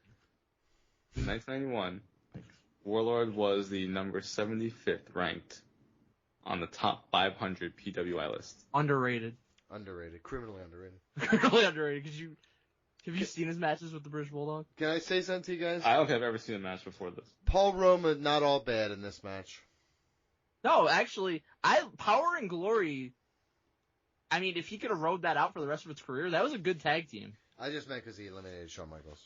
Oh. But, I mean, he actually performed well in this match, too. Yeah, it's fine. He's fine. HBK, you can tell he was a legend in the making, the fucking selling in this match. It was the opposite of what I felt about Bret Hart in the previous match. I was like, look what they're trying to do with this fucking mutant. It'll never work. Again, on Power and Glory being an underrated tag team, Powerplex, one of the best and most underappreciated tag team moves. That is a great move. 100%. 100%. Good shit. Good. So it came down to all of the Visionaries against Jake the Snake, and then Jake chased Rick Martel out of the ring and tried to get Damien to eat him, so he got counted out, and the whole Visionaries team survives. Yep. Good shit. That was a fun ending, but not very satisfying. I wrote, match sucked. Please stop. Compared to the first match and the second match, it was. I did not like the ending of this match at all. I get it at the end, but I to go downhill from like the very start. We climaxed early, and then we just were around for the... Well, I think the second match was still really good. Hello, it is Ryan, and I was on a flight the other day playing one of my favorite social spin slot games on ChumbaCasino.com. I looked over at the person sitting next to me, and you know what they were doing? They were also playing Chumba Casino. Coincidence? I think not. Everybody's loving having fun with it. Chumba Casino is home to hundreds of casino-style games that you can play for free anytime, anywhere, even at 30,000 feet. So sign up now at ChumbaCasino.com to claim your free welcome bonus. That's ChumbaCasino.com and live the Chumba life. No purchase necessary. VGW Group. Void where prohibited by law. See terms and conditions. 18+. Cool. It was, but I'm just saying it wasn't as good as the first one. So like everything just gets worse for the most part. We haven't gotten to the worst of it all yet. Yeah, we'll get there soon. I'm not talking about the gobbledygooker either. Yeah, I love that part. So you go. Me too. Next one is the Hulkamaniacs, Hulk Hogan, Hacksaw Jim Duggan, Big Boss Man, and Tugboat against the Natural Disasters, Earthquake, Dino Bravo, Haku, and the Barbarian. Hilarious that Tugboat is against the Natural Disasters. Yeah. I never put two and two together, but it's funny that like the first mention of Natural Disasters before that's even a tag team. Yep. It's Survivor Series team, and then they make Tugboat Typhoon, and they keep that name, which is pretty cool, actually. I love that. I love Earthquake, Tugboat, Typhoon. These are such great wrestling names. From the bottom of my heart, Earthquake is super, super underrated, and I always liked Earthquake also. Yeah, but John Tenta was like a legitimate Japanese sumo star, and and honestly, the story of John Tenta is I don't know if they've ever done a documentary on him, but I remember seeing a video about him, and he was so just family oriented and just you always say that people who die early, that's a guy who just genuinely died too early. They had to have been a tag team right after this too, right? Yes, it wasn't long. Like, it was like I thought it was like 91 I remember seeing them together, so it couldn't have been long. Yeah, it is. I don't know if you ever heard, now, here's another inside story. Bruce Pritchard said it, and at the time... Is that Rick Rude? No. The only booking committee for WWF at this time was Vince, Bruce Pritchard, and Pat Patterson. That was it. That was their booking team. He said that the original plan for WrestleMania 7, we ended up getting Hogan against Sergeant Slaughter for the title. Hogan wins and America beats fucking Iraq. He said the original plan was for Tugboat to turn heel on Hogan, and he was going to be the Iraqi sympathizer, and his name was going to be Sheik Tugboat. That is one of the dumbest things I've ever heard in my life. I'm glad that didn't happen. It's kind of bad as, like, Sergeant Slaughter Iraqi sympathizer was, although I kind of have, like, I don't want to say I have a soft spot for an Iraqi sympathizer, but... I do. I'll say it. It was a fun time in wrestling. As weird as that was, fucking Sheik Tugboat would have been so much worse. Well, look who's Hogan's going against in this match. It's Earthquake. Like, they did not have top heels for Hogan. They feuded for like a year. Yeah, and he beat Earthquake every time. And hold on real quick, I want a little factoid that I have about this match, Mike. Haku was actually supposed to be Rick Rude, but he had left. He just left. Yeah. That happened. That's a hallmark of these late 80s, early 90s Survivor Series matches. Suspensions. There's all kinds of promo photos that have a guy that's supposed to be in there, and then he ends up getting replaced. That's what Paul Tunney was. Everybody was Jack Tunney suspended. They would say Rick Rude is suspended. On the $1 Million team, there was not originally a mystery partner. It was going to be Bad News Brown, but he left. See, there you go. And then we got Undertaker. Happy circumstances. Yeah. They made poor Tugboat look like such a fucking geek with that little hat. Dude. Yeah. I will say this. I love Typhoon, though. Typhoon. I agree. I love Typhoon. I like Typhoon was fun. I used to like when Bobby the Brain, like after Typhoon and Earthquake turned babyface, he would call Typhoon Buffoon. Yeah, that's true. I do remember that. Also, I do remember... was it you guys who sent me a clip of Bobby Heenan talking? He's like, look, that those two ladies are wearing the same dress. And he's like, oh, that's just one big lady. Yeah. I was dying. It's kind of wild that Barbarian gets to the final two of this against Hogan, because he was just always a mid-card guy. So yeah, honestly though, I always liked Barbarian a lot more than Warlord. Barbarian could move a lot better. Yeah, he was actually like an athlete. Wasn't he like Tongan or something too? He's Tongan. Royal Rumble 91. He has actually kind of a good match against Big Boss Man on that card. He was not bad. I remember liking the Barbarian. They do the Royal Rumble promo right after this match. After Hogan wins, just to let you know he was going to win that one too. Yep, he was just making sure. Yep. Donnie, you know who the niece is of the Barbarian? I do. Tamina. Nope. No. Lady Mike? Kappa. Yep. Oh, that's right. I do remember that actually. Yeah, I do. She did. By the way, leaving this just without context, Hulk Hogan's team, all white guys. Well, I'll say this. Hulk Hogan loves the United States, which let's go USA, USA, USA. He volunteered his whole team to go to the Middle East and murder Saddam Hussein, and none of them were seemed like they're that cool with it. Like, but he just volunteered. I'm not really sure I really need to do that. But really, really quick, watching a Hogan match back is like watching a John Cena match. Dude, it's the same thing every time. I know. It's like peak John Cena when he was at his fucking absolute most unbearable.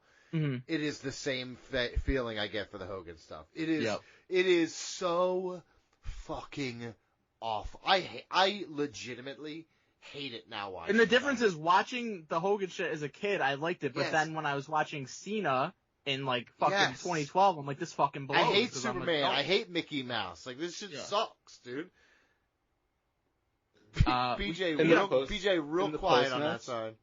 In the post-match, Hogan wipes his sweat on someone's sign and throws it back to them. First off, that's what they did in Japan. He's from Japan, pretty much. From Japan. Remember that? Remember they would wipe? I was with Jimmy from Lorraine, and I got his brother to get his little scarf, wetted up by Tanahashi, and he did it. He did it. We get a Macho King interview segment. Macho King is just so funny, like the name and then also this promo. It's fucking awesome. And it's actually crazy just how much better Savage is than Hogan. Not even just, okay. I think it's foolish to compare the two. Well, they were the top two. I know. But it was like they weren't. He was what wrestling should have been, and always like when I watched this promo, it gave me chills because this dude is like everything. Because here's the thing, I watched earlier in the night when Ultimate Warrior and fucking Hawk were just screaming, and you could do it that way too. But like Macho Man, he would yell and shit at times. Like Jake the Snake always was quiet. I always loved his promos because he said I remember him saying to us, he said, I would make my promos so quiet that the guys around you would be like, shh, I can't hear him talking, and I'd have that whole place silent.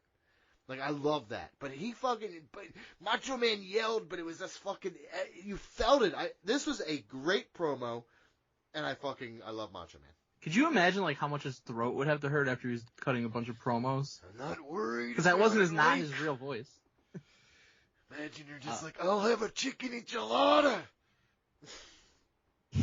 He owns the Ultimate Warrior and says he's going to take the title from him. But in future months, it turns out Warrior's a fucking douchebag. Won't give him a title shot. So Macho King rightfully costs him the title at Royal Rumble in the Iraqi Sympathizer. And that gives us the match between the two of them, the retirement match. Yes. Yep. Which is fucking awesome.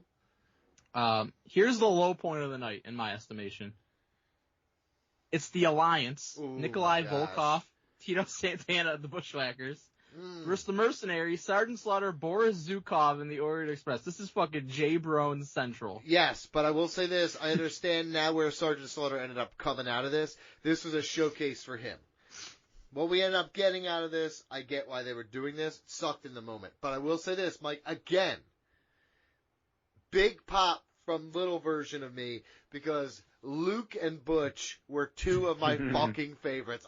You wanted to be licked so bad. Let me tell you something. I am 37 years old. I still do. By anybody? At this point, yes. Sergeant Slaughter cuts the shittiest promo ever. He taunts the U.S. troops in the Middle East, tells them their Thanksgiving dinner probably fucking blows compared to the one he had with his team. Can I tell you something? I wrote here holy promo. I remember it was years later that I found out he wasn't even really a soldier. And he wasn't. I felt so betrayed by that piece of knowledge as I was like a Is it like when you found out that Yokozuna wasn't Japanese? No, because that was when I was a kid. Because he yelled Samoa at the TV, and I was like, you didn't know what that was. I literally knew what Samoa was. Yeah, I loved, they were the cookies. I was like, why is he talking about cookies? Girl Scouts, get it? Zukov and Orient Express, their camo face paint, I get what they're doing. It's not really fitting the motif for me, though. Not at all. And then they get eliminated so quickly. So this is an indictment of Slaughter's team building ability, because it's just down to him against all the Alliance. It's what happens when you fucking support goddamn Saddam Hussein. Your shit's gonna get blasted. I think we won that war in like 45 minutes or something. I really do think we bombed them and it was over in like 40 minutes. Slaughter battles all the way back. He eliminates Volkov. He eliminates the Bushwhackers, but he loses to Tito by DQ. And then 2 months later, he's world champion. Yep. So you had to, I understand why you did this. I understand why it happened. Didn't like it, but I understand it. It's just like, it felt like it was all the leftovers that they had to put into this match. Yes. Yes. Well, honestly, it felt like Sergeant Slaughter, we got to make him look like the guy because we're going to be pushing him to the top soon. And then all the rest of the guys. Yeah. I thought it was a good ending, though. I think that's a great way to do heel interference. Mm-hmm. I was fine with it. That was good. Again, fine with all the things that happened because here's the thing. Mike, BJ he's never seen half the shit. Me and you keep saying, like, what happens in the next couple of months after Yeah, I have no idea. It is Ryan Seacrest here. There was a recent social media trend which consisted of flying on a plane with no music, no movies, no entertainment. But a better trend would be going to ChumbaCasino.com. It's like having a mini social casino in your pocket. Chumba Casino has over 100 online casino-style games, all absolutely free. It's the most fun you can have online and on a plane. So grab your free welcome bonus now at ChumbaCasino.com. Sponsored by Chumba Casino. No purchase necessary. VGW Group. Void where plus. Terms and conditions apply. And I know you don't. It's okay. It's great. But we're trying to educate you. Why don't you listen? I like it. And be taught. Right? So we're I don't talking know why he's about yelling at you. I don't know. I'm enjoying the conversation. We're talking about this stuff and what's happening coming out of this, and everything had a reason. You know what I mean? It built. Tito Santana does nothing come out of this, if you're wondering. He does nothing coming out. In a year or two, he's El Matador. He was working the local county fair last time I saw a picture of the county fair poster. Nice. Yeah. Next segment is the moment of the night. It's the Gobbledygooker's debut. Let's do it. This is one of the most legendary moments in the history of our sport. Can we all agree? I can't believe they had this dumb shit. So, I will say this in retrospect. I do not remember this live. Obviously, right? I was like 3. Obviously, you were fucking 3 years old. I was like, right? So I don't remember it live. I was a year old. I did not remember it either. So, when I was told about it, I knew it was like, big fucking joke it was. You know what I mean? Smarky uncle that I had. Everything was already through that lens. Mm-hmm. So I never had the element of being like pissed off by a shitty surprise. Let's say this. If I'm going to watch AEW show and then like, we're going to crack open this daiquiri, and inside the daiquiri it's just like a fucking squirrel, and they're like, it's a wrestler, it's dressed like a squirrel. I'd be like, fuck yeah, this is great, because it's AEW. But in my heart, I'd be like, this is one of the dumbest shits ever. I can't believe I watched this. I'd be furious. But looking back at it through the lens of like, I know what it is, and I look at it like it's funny now. So I don't have any ill will towards it. So I don't know why people do. I like that we had a bunch of smarks in the crowd booing it immediately, and I can't believe how much time it wasted. Yeah. It is funny. Like, the crowd instantly went mild when the fucking egg opened and it was the Gobbledygooker. I will say this. Mean Gene putting it over real hard before him. He's selling the fuck out of it, and then he hits fucking Hector Guerrero with one of my favorite lines ever. He's like, look at this thing. He's got legs like my mother-in-law. I laughed. He also understands how to speak turkey because he knows his name is the Gobbledygooker when he's speaking to him. Again, a huge part of this show that we haven't mentioned enough, Mean Gene Okerlund. Absolutely. Greatest of all time. Great. And honestly, when WCW got him, it was one of the reasons why I love that show so much. He was still great. He was. And then you had Bobby the Brain. It was Brain. like one of the only good things about it. You shut your stupid mouth. I've always wondered what people thought was going to be in the egg. Mm-hmm. Did you ever find out? Did you look it up on the message boards? Well, yeah, I got a theory. The only theory I've ever seen was people thought maybe Ric Flair, because there was speculation of him jumping ship at the time. Could you imagine if Ric Flair came out of an egg? That'd be amazing. It should have been Dusty. I was gonna say Dusty would be like, I'm glad I got the polka dots, Daddy. They gave you a fucking egg, Rick. Rick, you came up with the NWA championship. You look at you. You came out of a fucking egg, Daddy. You fucking asshole. Imagine if this shit happened now with Twitter. That's what I mean. God. Like, remember Vince's egg thing and with the Rock movie? The golden egg, yeah. Golden egg? How about the secret lockbox and Steph and Shane were fucking? That was not as bad as this. Anyways, we get a fucking Mean Gene and Gooker dance number. Mm-hmm. Looks like Mean Gene breaks every bone and pulls every muscle in his body. Excuse me, I'm not going to sit here and let you slander him. He looked like he could still pound through a few bar sluts tonight. Let's ease up on that throttle a little bit, dude. Yeah. Last thing I want to say about this, I wonder if Vince had additional plans for the Gooker before the fans shit all over it. Like, was he going to wrestle? Because it was a legitimate wrestler in the... Yeah, it's Hector Guerrero. It's Eddie Guerrero's older brother. He should have had him get killed by The Undertaker in a match and written him off. Or right then. Yeah, sure. Yeah, he comes out and then Undertaker's like coming back from the ring. I think he wanted to feel a good moment for the families, though. This is just so bad. It was for kids. The Gobbledygooker was for the kids because everybody had. The Gobbledygooker did end up having a match, though. He was in the gimmick Battle Royal many years later. True. I wrote here, Ted DiBiase is a lot better than Hulk Hogan. Also, he's fucking. One of the greatest heels of all time. Are we on the main event now? Let's do it. Yeah. The grand finale match of survival. It's Hogan, Warrior, and Tito Santana, the baby faces, against DiBiase, Martel, Warlord, and Power and Glory, the heels. Again, great concept, because this is the only time they ever did it, and it was pretty cool. Why'd they have it though? I couldn't figure that out. No, they never explained it. And they never did it. And they never did it again. To sell shit, I guess. But I understand it's heels versus faces, but they should have had a reason for it. Is all I'm saying. Yeah. Put something on the line or something. Hogan beats Paul Roma with a clothesline in this. Mm-hmm. I mean, that's Paul Roma for you. Yes, he also called Tito Santana before the match the Ariba Man. That is the most fucking racist. I will say he's the Ariba Man directly led to the Matador gimmick. The Ariba Man. Him just saying, he's like, brother, you know what I think? I think Tito Santana, the Ariba Man, he should dress like one of those Ariba Men, right? Give him a little fucking guitar, right? Yeah. Fucking idiot. Fucking Vince is like, what do you want, Hulk? He was his cash cow. Tito gets taken out immediately, so they needed a fall guy for the babyface. Seriously, dude. Seriously, right there. I'm surprised they even did it anyway. Hogan completely fucking no-sells the Powerplex. Mm-hmm. Oh my God, it's John Cena, dude. This is John Cena against the fucking. It's two John Cenas because Hogan and Warrior decimate all the heels, and for some reason, again, this is another weird thing. The last man standing is not DiBiase, it's Hercules. Yes. Because they were making the calls and they wanted a body as godlike as theirs. And Hogan, it was interesting. Hogan tags in Ultimate Warrior to get the final pinfall on the Big Rub. Well, Warrior was champion at the time. And I will say this to you, watching this back, Hogan did most of the heavy lifting in this work, in this match.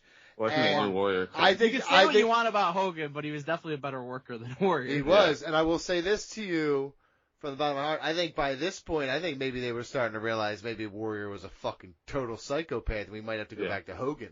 Well, they did, and I think that, Warrior was over, but Hogan was still more over, and they're just like, we're just gonna go back to the also, this is about the time Warrior started pulling all this shit with I'm not showing up till I get he wanted more money and shit. Yeah. So they're like, you know what? Fuck it. We're gonna put the shine on Hogan. Then they took the belt right off him. I think SummerSlam 1990 is when he tried to hold up Vince, and Vince was like, oh yeah, I'll give you more money. So he went through with the match, and then afterwards he's like, you're fucking fired. Yep. Yeah, this was certainly a fucking time. Warrior was nuts. We end this with a Hogan Warrior circle jerk to celebrate the win, by the way. Yep, because nobody can agree who goes over, so we go over together. Yep. 5-on-3. And this was the shortest match with the team with the disadvantage winning. And they are on BJ. They are on steroids. You think they have energy left? They're gassed, brother. I'm not complaining. I'm just pointing it out. Yeah, there's also an amazing. You loved quick pay-per-views. This shit was like 2 hours. Oh yeah, I loved it. Amazing dick and ass shots by the cameraman as Hogan and Warrior are celebrating on the ring apron to end the show. Yeah.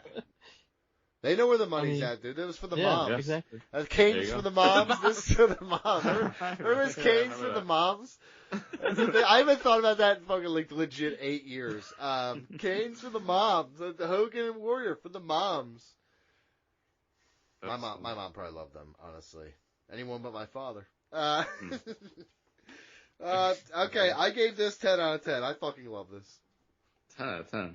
Considering it's 1990, it's a fine show. I'm docking a full point for the gobbledygooker bullshit. So we're going to give this a 5 out of 10. What? 9 out of 10. 9 out of 10. It should be 10 out of 10, awesome, but he docked 1 point for not enough gobbledygooker. Yeah, exactly. He docked a point for that. If Undertaker would have killed him, that would have been a 10. I was at 9 out of 10, and I went to 10 out of 10 because of the gooker. There you go. If you don't say gobbly in front of it does sound like a racial slur. Be like, well, these gookers getting in here, I don't like it. You're like, hey, it's gobbledygooker, guy. You fucking relax, all right? Yes. Yeah. So honestly, I don't know why you didn't love more of this. This is very stupid.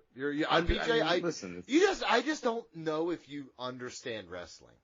I think that's totally a legitimately problematic thing. It's just a. Besides the Undertaker, it's a basic show. You love vomit. Yeah. You hate classic legends fighting. I just don't get it. You know what I mean? No, that's not true. Okay. All right. Well, who did this again? I don't even think we mentioned it. This is George Cruz. Patreon.com/RingRustRadio. Donate to our retro tier. We'll review anything with a wrestler involved at this point. Honestly, though, even if it's a wrestler that's not involved and you'll pay us to watch something, we're going to do it. I'm going to request this now for the people listening. Give us wrestling from this time period. I'm having fun watching it again. You know what I mean? I'm down, or ECW shows from the 90s, or Lucha Underground episodes and shit. Like, let's get some good shit again, because, like, I'm having to watch this at work, and it's like, sometimes... Hello, it is Ryan, and I was on a flight the other day playing one of my favorite social spin slot games on ChumbaCasino.com. I looked over at the person sitting next to me, and you know what they were doing? They were also playing Chumba Casino. Coincidence? I think not. Everybody's loving having fun with it. Chumba Casino is home to hundreds of casino-style games that you can play for free anytime, anywhere, even at 30,000 feet. So sign up now at ChumbaCasino.com to claim your free welcome bonus. That's ChumbaCasino.com and live the Chumba life. No purchase necessary. VGW. Void where prohibited by law. See terms and conditions. 18+. It's a burden, right? It makes life harder for me. When I watched this, I was like, man, I like this. Man, I like this. So it made it easier. So please. Or Jeff Hardy's CD. No. Yeah. Let's not go on. Peroxygen. I dedicate this to the throwbacks. Like seeing a shirt in 06, ECW, one night stand, I won't hold back. Like take the Batista battle in the backlash, 07 to one man stand. We'll bring you back to the days of Lord Alfred Hayes, Hall and Nash invade, Hollywood drops the leg. They say the days of old are the best though. That's why we bring to you Ring Rust Retro. Let's go. Guys, time for another edition of Ring Rust Retro. This time we're watching Batman Returns from 1992. Yep. Because this was, I don't remember this coming out. I was too little, but I remember it being out when I was little and liking it. Same here. You know what I mean? Like I wasn't like, holy shit, Batman. I'm not like 55 years old. Like our guest George Cruz, who wants to talk about it. George Cruz was 24 years old in 1992, I believe. And he was like, dude, I love this movie. Let me go with my fucking also adult friends. I was going to make horrible comments. But Batman Returns. George Cruz, how you doing, buddy? Hanging in there. So actually, I was 44 then, and I didn't like the movie. And the reason why I gave it to you guys as a retro, well, actually, I'll go back. I actually originally gave you guys a different retro. It was going to be that The Rock's new movie. Was it Red One? And but it's in the movie theater.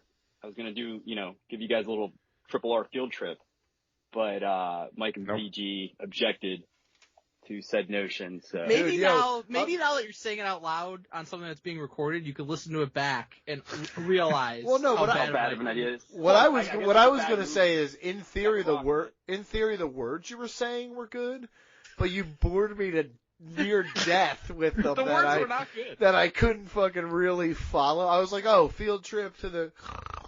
Oh, I found it. But you wanted us to go to the movies, bring a fucking notepad, and write notes while watching a movie. You could have just watched it. What are you gonna do when your lover boy gets crushed by The Rock, George? What are you talking about? When your lover boy, Trader Mc fucking blonde hair. Chody. No, Cody's gonna retire The Rock. He's gonna retire The Rock? Pretty sure. Yeah, pretty sure. He went from he's gonna retire The Rock. Pretty sure. No, if Triple H is doing what I think he's doing, which is like booking to make me want to watch, he's gonna retire The Rock. No, what he's gonna do is Cody's gonna lose the championship to The Rock, and then The Rock loses the title to Roman Reigns. 100%. And Cody, he could be the host of WrestleMania. Cody's gonna be in a nice little mid-card match where he belongs. Unlikely. You know what? We'll let him set a table on fire, and My favorite mid-carder. He is a hell of a mid-card act. Roman and Rock is the new Taker Sting. It's never going to happen. It's literally going to happen this year. So let's talk about Batman Returns. BJ, how does someone not only make us watch a movie that I haven't seen in a few years, but then come on the show with us to talk about it and give poorly constructed notes? Patreon.com/Ring Rust Radio. Donate to the retro tier. Donate to the come on the show tier.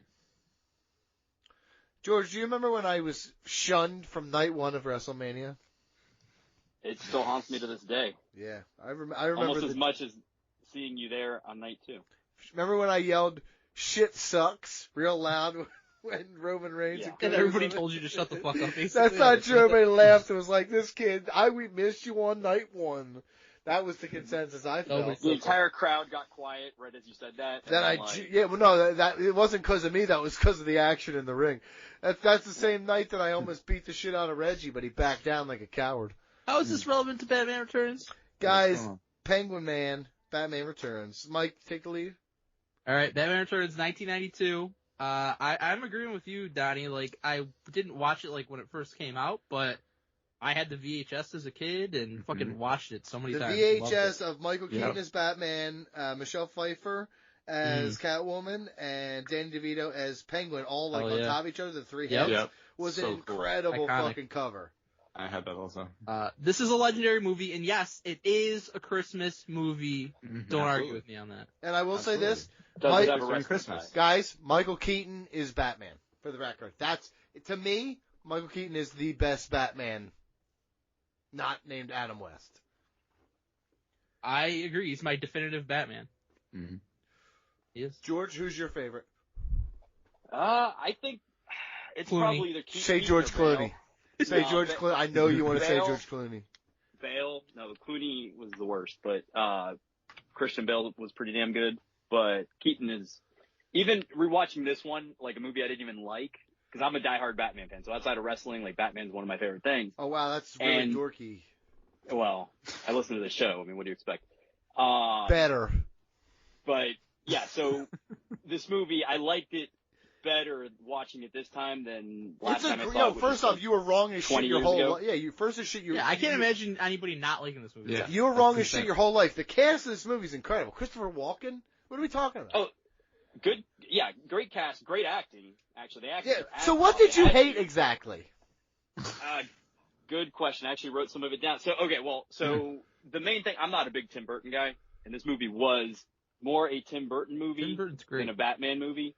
So that right there, the tone of the movie. Wait, what? Is not right up my alley. That first off.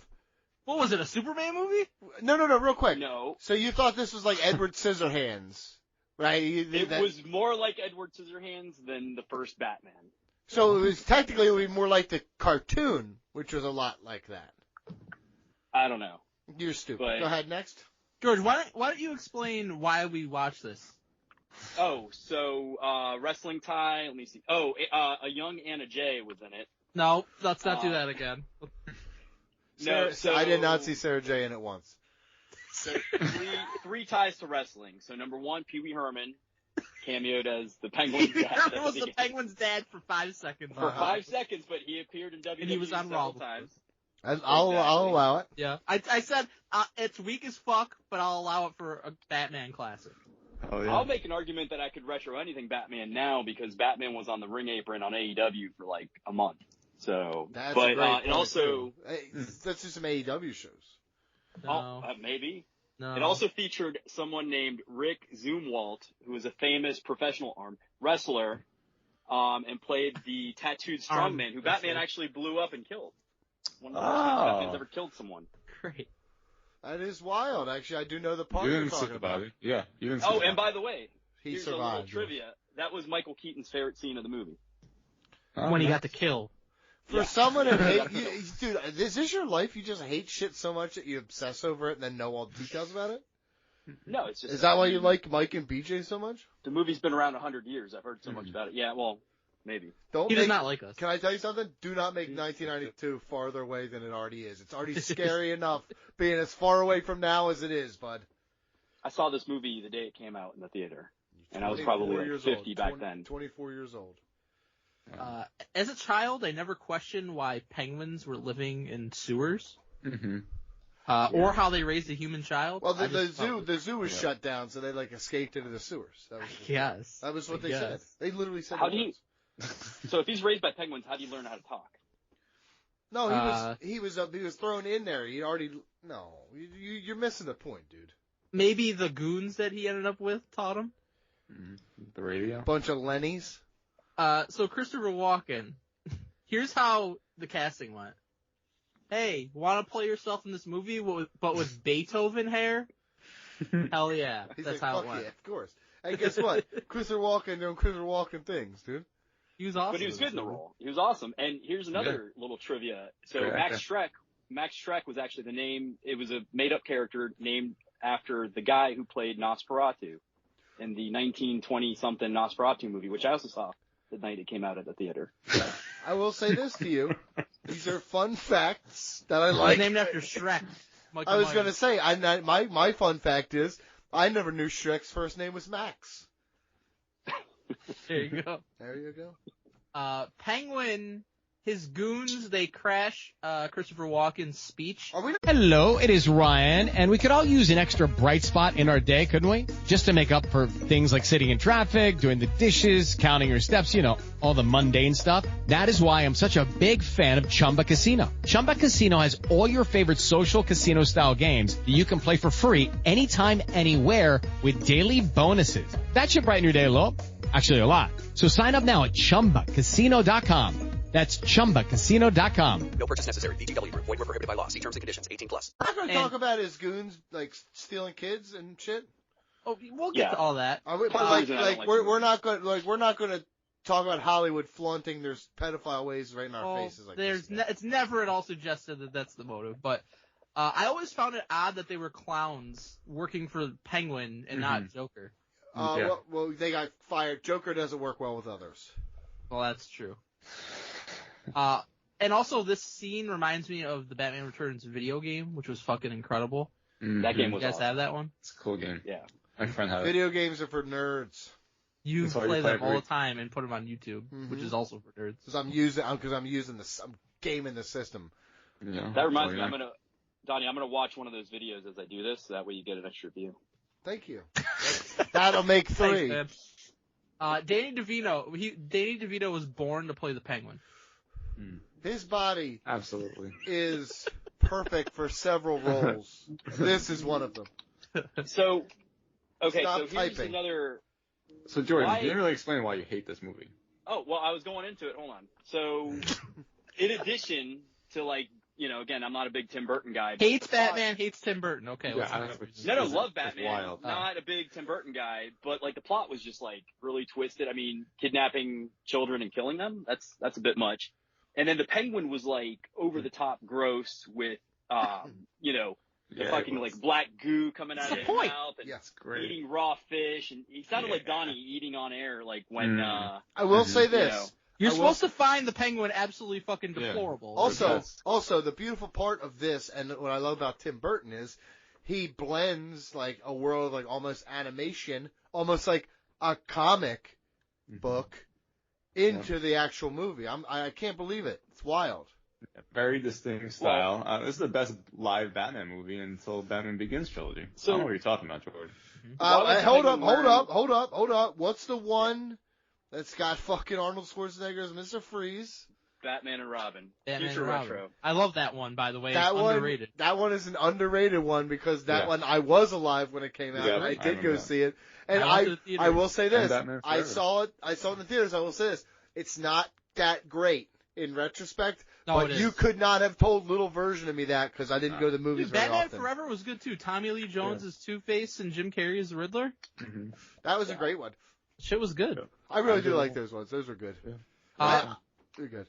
Penguin. So okay, I'm trying to get into the plot. Sorry. Oh yeah. Okay. Penguin blackmails Walken into helping him get out of the sewers and into the high society circles of Gotham City. Okay. Because that's where he comes from. His parents were highfalutin. He wants to be highfalutin too. Right. And the Penguin because of tuxedo. You get it? No, but okay. So Penguin, why was he wearing a onesie for most of this movie? Because he's comfortable. He swims with the fishes. But I will say this: the one thing that is a little bit odd, and it's I guess Tim Burton's vision of this is that the one thing is it's almost like this is set in the 1940s or something with how they're dressed. Everybody. Well, if you think about it, it's what is that style of art? Noir. No, because this is not noir. No, but it's the same. Hey, Mike, the championship. Not the winged eagle WWE championship, the one The Rock had. Whatever the font was of those letters, that's what this movie was done in. I'll look it up. I'll figure out what the name is. I don't know what you're talking about. What are you talking about? Just go on. I'll do some Googling. Well, maybe I'll save this point. But another reason why I thought the movie was not great, why was Penguin was ridiculously horny throughout this movie? Every other line. That's the one part I could believe. You are supposed to hate him. Mm-hmm. It's Art Deco is what I'm looking for. Art Deco. Art Deco is what this is. You weren't even close. Or noir. No, noir is different than this. Noir is darker. Noir literally means dark, I believe. Selena Kyle, this is kind of dark. Selena Kyle is Walken's secretary. She becomes Catwoman. Gets a little too nosy, and she gets, I agree, gets pushed out of a 20th story window. Did you say the best Catwoman? Yeah. Did you not see Halle Berry, dude? Did you see the movie? No, I didn't. I saw Halle Berry. I think I said what I said. You're confusing best with best looking. I said what I said. She also, Michelle Pfeiffer, that white gold. Come on, I'm talking about. She survives because all the Gotham stray cats turn her into Catwoman. Wait, she didn't survive. That was insane that she survived. She died. She's basically a zombie. She survived. No, she's got 9 lives. Start counting them now. Right. So the cats start to eat her, and then she is they resurrected, licked her. which is very strange. Pussy. You hate to see it. You know what I mean? She goes home, loses her shit, and makes a Catwoman costume, and there's just something about it. Where is this? There's something about it. I said, impressive seamstress. Hold on 1 second. Absolutely. Especially for someone who's dead. Well, I missed this point. Hold on real quick. Shush. Penguin obsessed with his parents. Get a grip. I wrote that at one point. Here's what I wrote about the Catwoman. I found it. This outfit was one way I knew I wasn't gay. There you go. I was, as a child, I was very intrigued by this. The older I get, the more I like this part of the movie. I remember here, Donnie kind of looks like the Penguin. Oh, that's not. That's what I acts like him for sure. Don't look like him at all. Like Penguin stages saving a baby from a kidnapping so they would be accepted by society. Pretty smart, to be honest. That's a good plan. Really smart. Yo, the dude should honestly him and it should be the Penguin because the billionaire guy's funny. It should be the Penguin, the Rizzler, AJ, and Big Justice teaching fucking Tony about marketing and shit. Let's flip this company around. Let's get some good positive PR out here. Speaking of marketing, I loved the Penguin's fucking duck boat thing when I was a kid. I had a Hot Wheels version of it. So did I. Holy shit, so did I. There was a whole set of them because there was the little duck. There was the Batmobile. I think Robin had a motorcycle. I think he had a motorcycle. Maybe Robin ain't in this, brother. No, but I think it might have been Batman and Robin. I'm sure there was a Batmobile for this. Yeah, there definitely was. 100%. Chris O'Donnell? Chris O'Donnell. Whatever happened to that dude? Wasn't he in He does a TV show. Law and Order LA or some shit? I think it's one of the CSI shows or something like that. Something like that. Yeah. It's one of those cop shows. Who knew Robin couldn't hack it? Catwoman saves a lady from sexual assault and then just strolls into the Christopher Walken and Bruce Wayne meeting like nothing happened. She's like, I lived, bitch. I love her. Again, that's a boss move. Bruno Mars was right. The scene where Christopher Walken convinces Penguin to run for mayor lived like rent free in my head as a kid. Him eating that fucking raw fish, biting the dude's nose off. So gross. I agree. So insane. Crazy. That's one of the worst scenes I've ever seen in a movie. I loved it. The whole campaign office scene, like, take that part of the movie all the way to like right after that where they're up in the attic and Catwoman is there, like so fucking weird. I love it. It's well done. Here's the best part of the movie. It's real quick. It's super well done. It is super fucking crazy, and I think that this is one of the times in the movie where, BJ, what's the movie with Bruce Willis? It was like kind of like a comic book, and like black and white kind of, but the red was always there. What was that name of that movie? Miller one? That's Art Noir. Yeah, what the fuck? Yeah. And that movie right there, that's where this reminds me of that. Like that movie was obviously inspired by these moments. Sin City. That is a great movie. That's a great movie. Bruce Willis, was a fun movie, yeah. I don't think Bruce Willis committed sexual assault though, like Penguin did when he like starts feeling up the girl's boobs. Well, he was he's very much a villain, and like basically he was like, I'm gonna be Vince McMahon here. Penguin, the best part of the movie. Penguin, he wants to give the female campaign manager the old French flipper trick. Look it up on Urban Dictionary. It's on there. Yes, it is. Similar to the Shocker. It is 100%. It's 100% the Shocker. Gotcha. But it's with a I think we should ask Big Johnny about that one. No, he's banned. He's bad. He's for life. I'm right here. You Didn't even liars. sound like him. Fucking French flipper. I had a few French flippers back in my day. Some of the dirtiest Parisian streetwalkers you could imagine. Got her Sally's sweet tits. Go ahead. According to the internet, do you guys know that Michelle Pfeiffer, when she whipped the heads off the mannequins, it was in one take? That's fucking impressive. Wow. That's super impressive. Did you know that when you're getting drugs from somebody and they also sell cocaine, sometimes they call it Michelle Pfeiffer? That I did not know. Great. That's awesome. That's true. Did you learn that in New Orleans? Yes. Batman and Catwoman, they get into a little... Ryan Seacrest here. When you have a busy schedule, it's important to maximize your downtime. One of the best ways to do that is by going to ChumbaCasino.com. Chumba Casino has all your favorite social casino games like spin slots, bingo, and solitaire that you can play for free for a chance to redeem some serious prizes. So hop on to ChumbaCasino.com now and live the Chumba life. Sponsored by Chumba Casino. No purchase necessary. VGW Group. Void where prohibited by law. 21 plus. Terms and conditions apply. Quarrel here. Catwoman grabs his dong in the middle of the fight, which is smart because then she stabs him with her claw. But he punches her off a building into a truck filled with cat litter, like Rikishi into some hay. She took a bump. Yeah. She took a pretty big bump. That was good.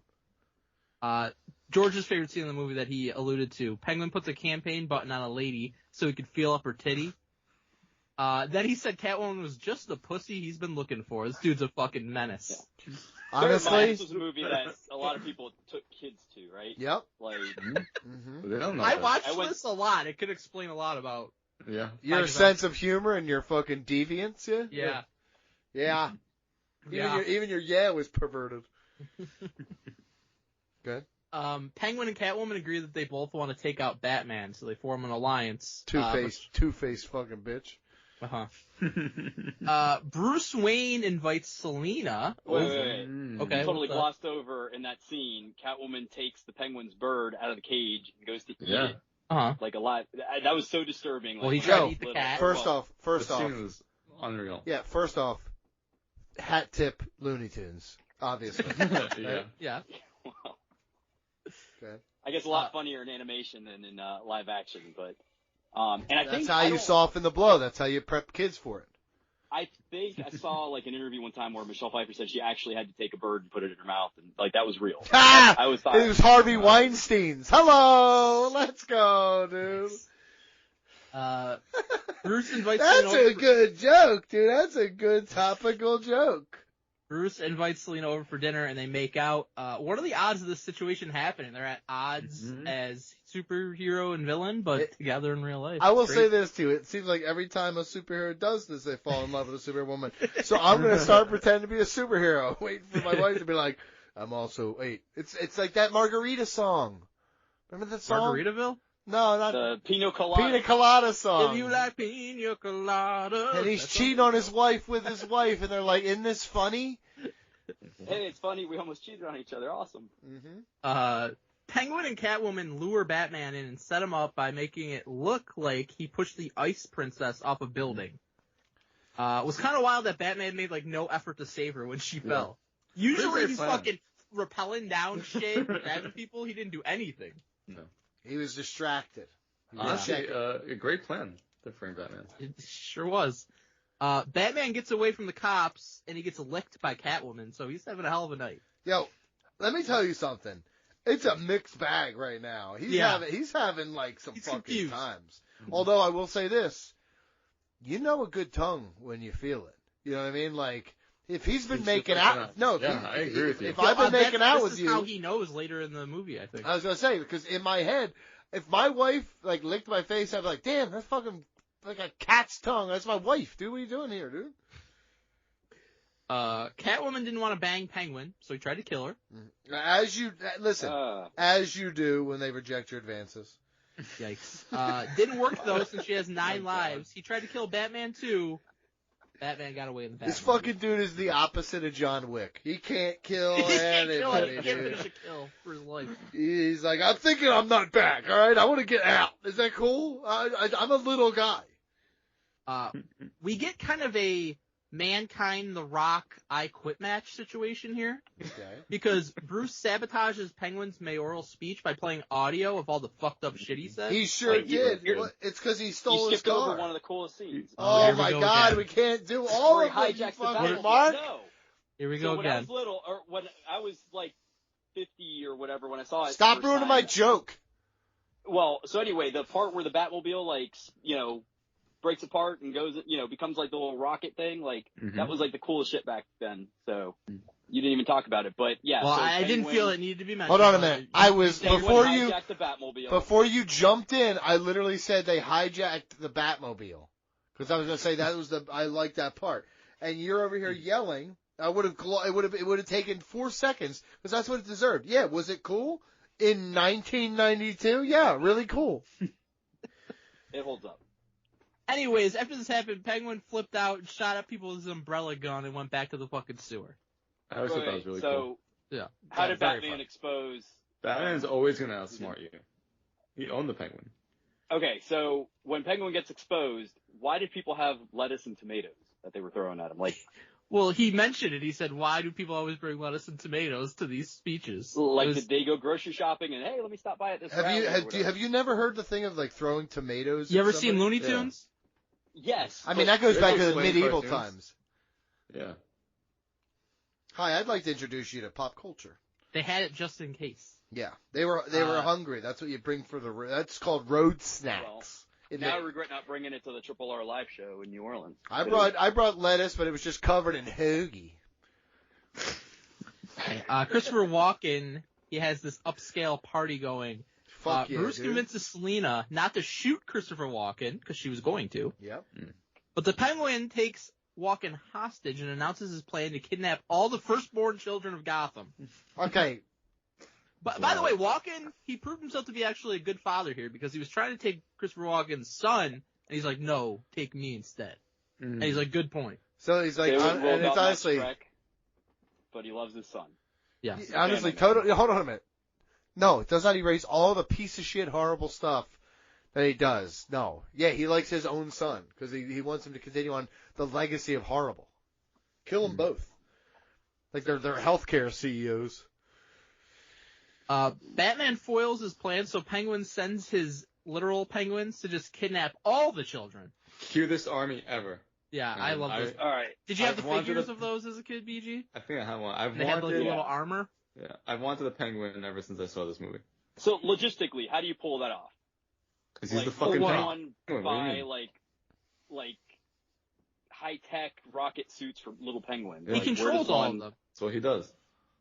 So he just like made them. A lot of time inside the abandoned zoo. I was gonna say, George, he's That's had true. He did something years to plot this. He is 33 years. It said he's 33 years. Yeah, 33. That's how old Jesus was when he died.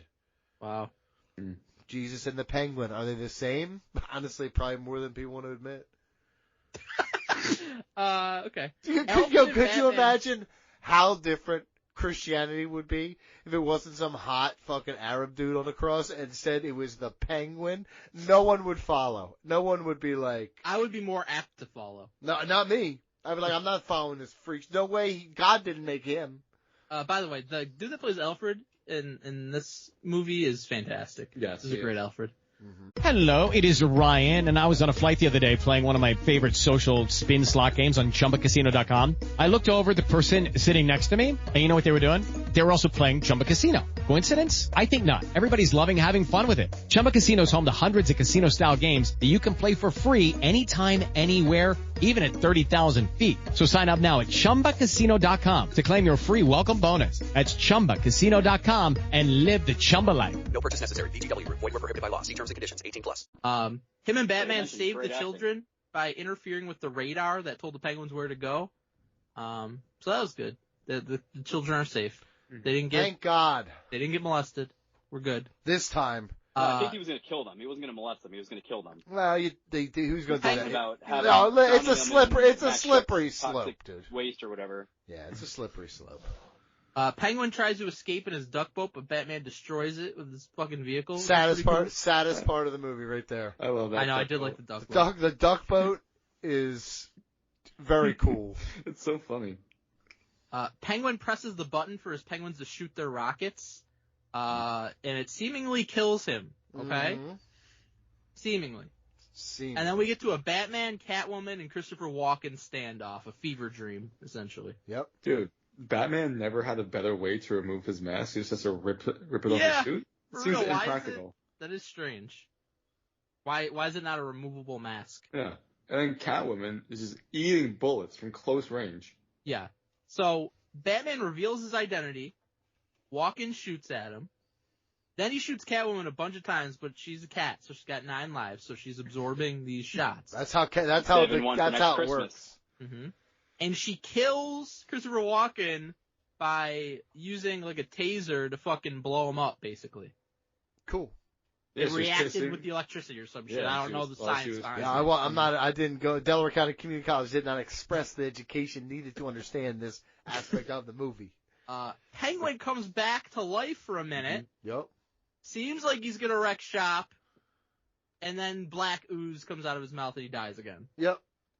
And we see Christopher Walken, and he kind of looks like how Marv looks in Home Alone when he's getting yes. You're 100% correct. I was about to say.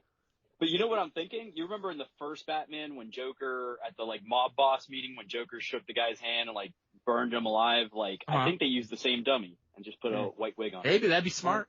Yeah. I don't know. I don't know what any of those words mean. So the Penguins are so adorable and so loyal. I love them. And they gave the Penguin a funeral. Burial at sea. Yeah, they're wonderful. A burial at sewer. Very loyal. Mm-hmm. Piece of shit he was. The piece of shit he was. That stole my line. God damn it. Great movie. That's it. That's the movie. Catwoman survived. Yeah. It's bullshit. This wasn't a trilogy. Yeah. So it pissed me off back in the day that you see Catwoman at the end there, but then they never once brought her back in the other 2 movies. So it was kind of like they just kind of left it hanging there. And then she only had 1 life left, dude. She got out of the business. There you go. She's like the Mia Khalifa of vigilantes. You know, George, it's insane that this movie released in 1992. The costumes, the action, the music, it's all top notch. It's one of the best Christmas movies ever. This is an easy 10 out of 10. I don't know how you hate that. 10 out of 10. It's insane to me that somebody who likes Batman could have not liked this movie. Hold on. I go before you yell your bit. You shush. Okay? George, I am your biggest proponent on this show. I'm your best friend on this show, okay? These fucking guys, they disrespect you. I always show you respect and show you love. Okay? But I gotta tell you something. Is that what it's called? You're a fucking stupid idiot for at any point in your life not liking this movie. I hate comic book stuff. I do. I don't like comic book stuff at all, really. This is just a good-ass, fun movie. I remember watching this on VHS one time at the mountains, right? And my father was in the room and watched some of it, and he was like, this fucking movie's cool as shit. It's got that kind of effect on people. Because it's just it's dark and it's outlandish. It doesn't take itself too serious, which I think that's the problem. One of the reasons why I don't like the newer Batman movies is because they're just far too serious. Like I want fucking. Why so serious? Yeah, why? Why it's a so comic book. serious? It's supposed to be kind of fun. You know what I mean? I get it, but it's still good. You can't tell me that like the Penguin TV series is not better than this Penguin that we just watched. Never watched. That fucking show is incredible. BG? That show is unbelievable. They better win awards. But I will say this. Shut the fuck when I was up. little, when I first saw the movie, I did like it, but I grew to hate it after the next 2 movies and everything like that. But I think probably because somebody told you to. Yeah, how's your video? How's your movie blog taking off, PJ? No. Yeah, so it was like basically like law of diminishing returns, right, with that series. But then I hadn't seen this movie probably since like early 2000s. So considering now what came after, where you have the Dark Knight movies and the Batman and the Penguin and all that, now I can watch it and I'm like, okay, I appreciate it a little bit more. So I don't hate it anymore. I'd probably give it maybe a 6. What? Before it probably would have been like so stupid. A 3 or a 4. 6. That's very stupid. That's above average. No, it's not. And I don't like Tim Burton movies. Oh, by the way, so the voice on the answering machine when Selena goes back to her apartment at the beginning when she's a zombie, that's actually Tim Burton. The one that was talking about banging her and how he doesn't want to be just a appendage. What's he called it? That's Tim Burton. Huh. Little known fact. Where'd you get all this shit? You got Trivial Pursuit open? Yeah. I'm playing it right now. I'm actually watching. I am the 8th viewer, by the way, on your rescue mission attacked by Megalodon, whatever the hell video game. Hell yeah, dude. Fuck yeah. Viewer number 8. You had 7. Bumped up your numbers. Enjoy that shit. You're welcome. Our ship gets sunk by random animals at sea. Spoiler alert. So, something else about this movie. So, because of the dark tone and the sexual overtones and all that, this movie is like often viewed as the kind of what set off the Karen movement, and because all the moms were like complaining about, the movie's too dark for their kids. So they complained to, I think, McDonald's because of the toys or I don't know, whatever. But this is what led the franchise. If you look at Batman Forever and Batman and Robin, huge, like crazy different tone. And actually they fired Tim Burton. Well, he was invited to leave. So he, because he was going to do a third one. But, they decided to change course because of all the complaints. So it was a movie that was successful financially, but and critics liked it, but audiences were, I guess. Oh my God! How are you making something nerdy even nerdier, dude? Shut the fuck up! Welcome to movie talk. Holy shit. I told you, I know, I'm a Batman. You and BJ, listen. You and BJ. Moral of the story: this Batman was fucking awesome. Batman and Robin was fucking awesome. Batman Forever was fucking awesome. It's all fucking awesome. They're all great. Thank you, George, for joining us for this retro. Patreon.com/RingRustRadio. Donate to the retro tier. Give us a movie, anything with a wrestler involved, and come to the show. And drone on and on and on about shit, dude. Please. Thanks, George. Whatever. Merry Christmas. Hello, it is Ryan, and we could all use an extra bright spot in our day, couldn't we? Just to make up for things like sitting in traffic, doing the dishes, counting your steps, all the mundane stuff. That is why I'm such a big fan of Chumba Casino. Chumba Casino has all your favorite social casino-style games that you can play for free anytime, anywhere with daily bonuses. That should brighten your day a little. Actually, a lot. So sign up now at ChumbaCasino.com. That's ChumbaCasino.com. No purchase necessary. VGW Group. Void where prohibited by law. See terms and conditions. 18+.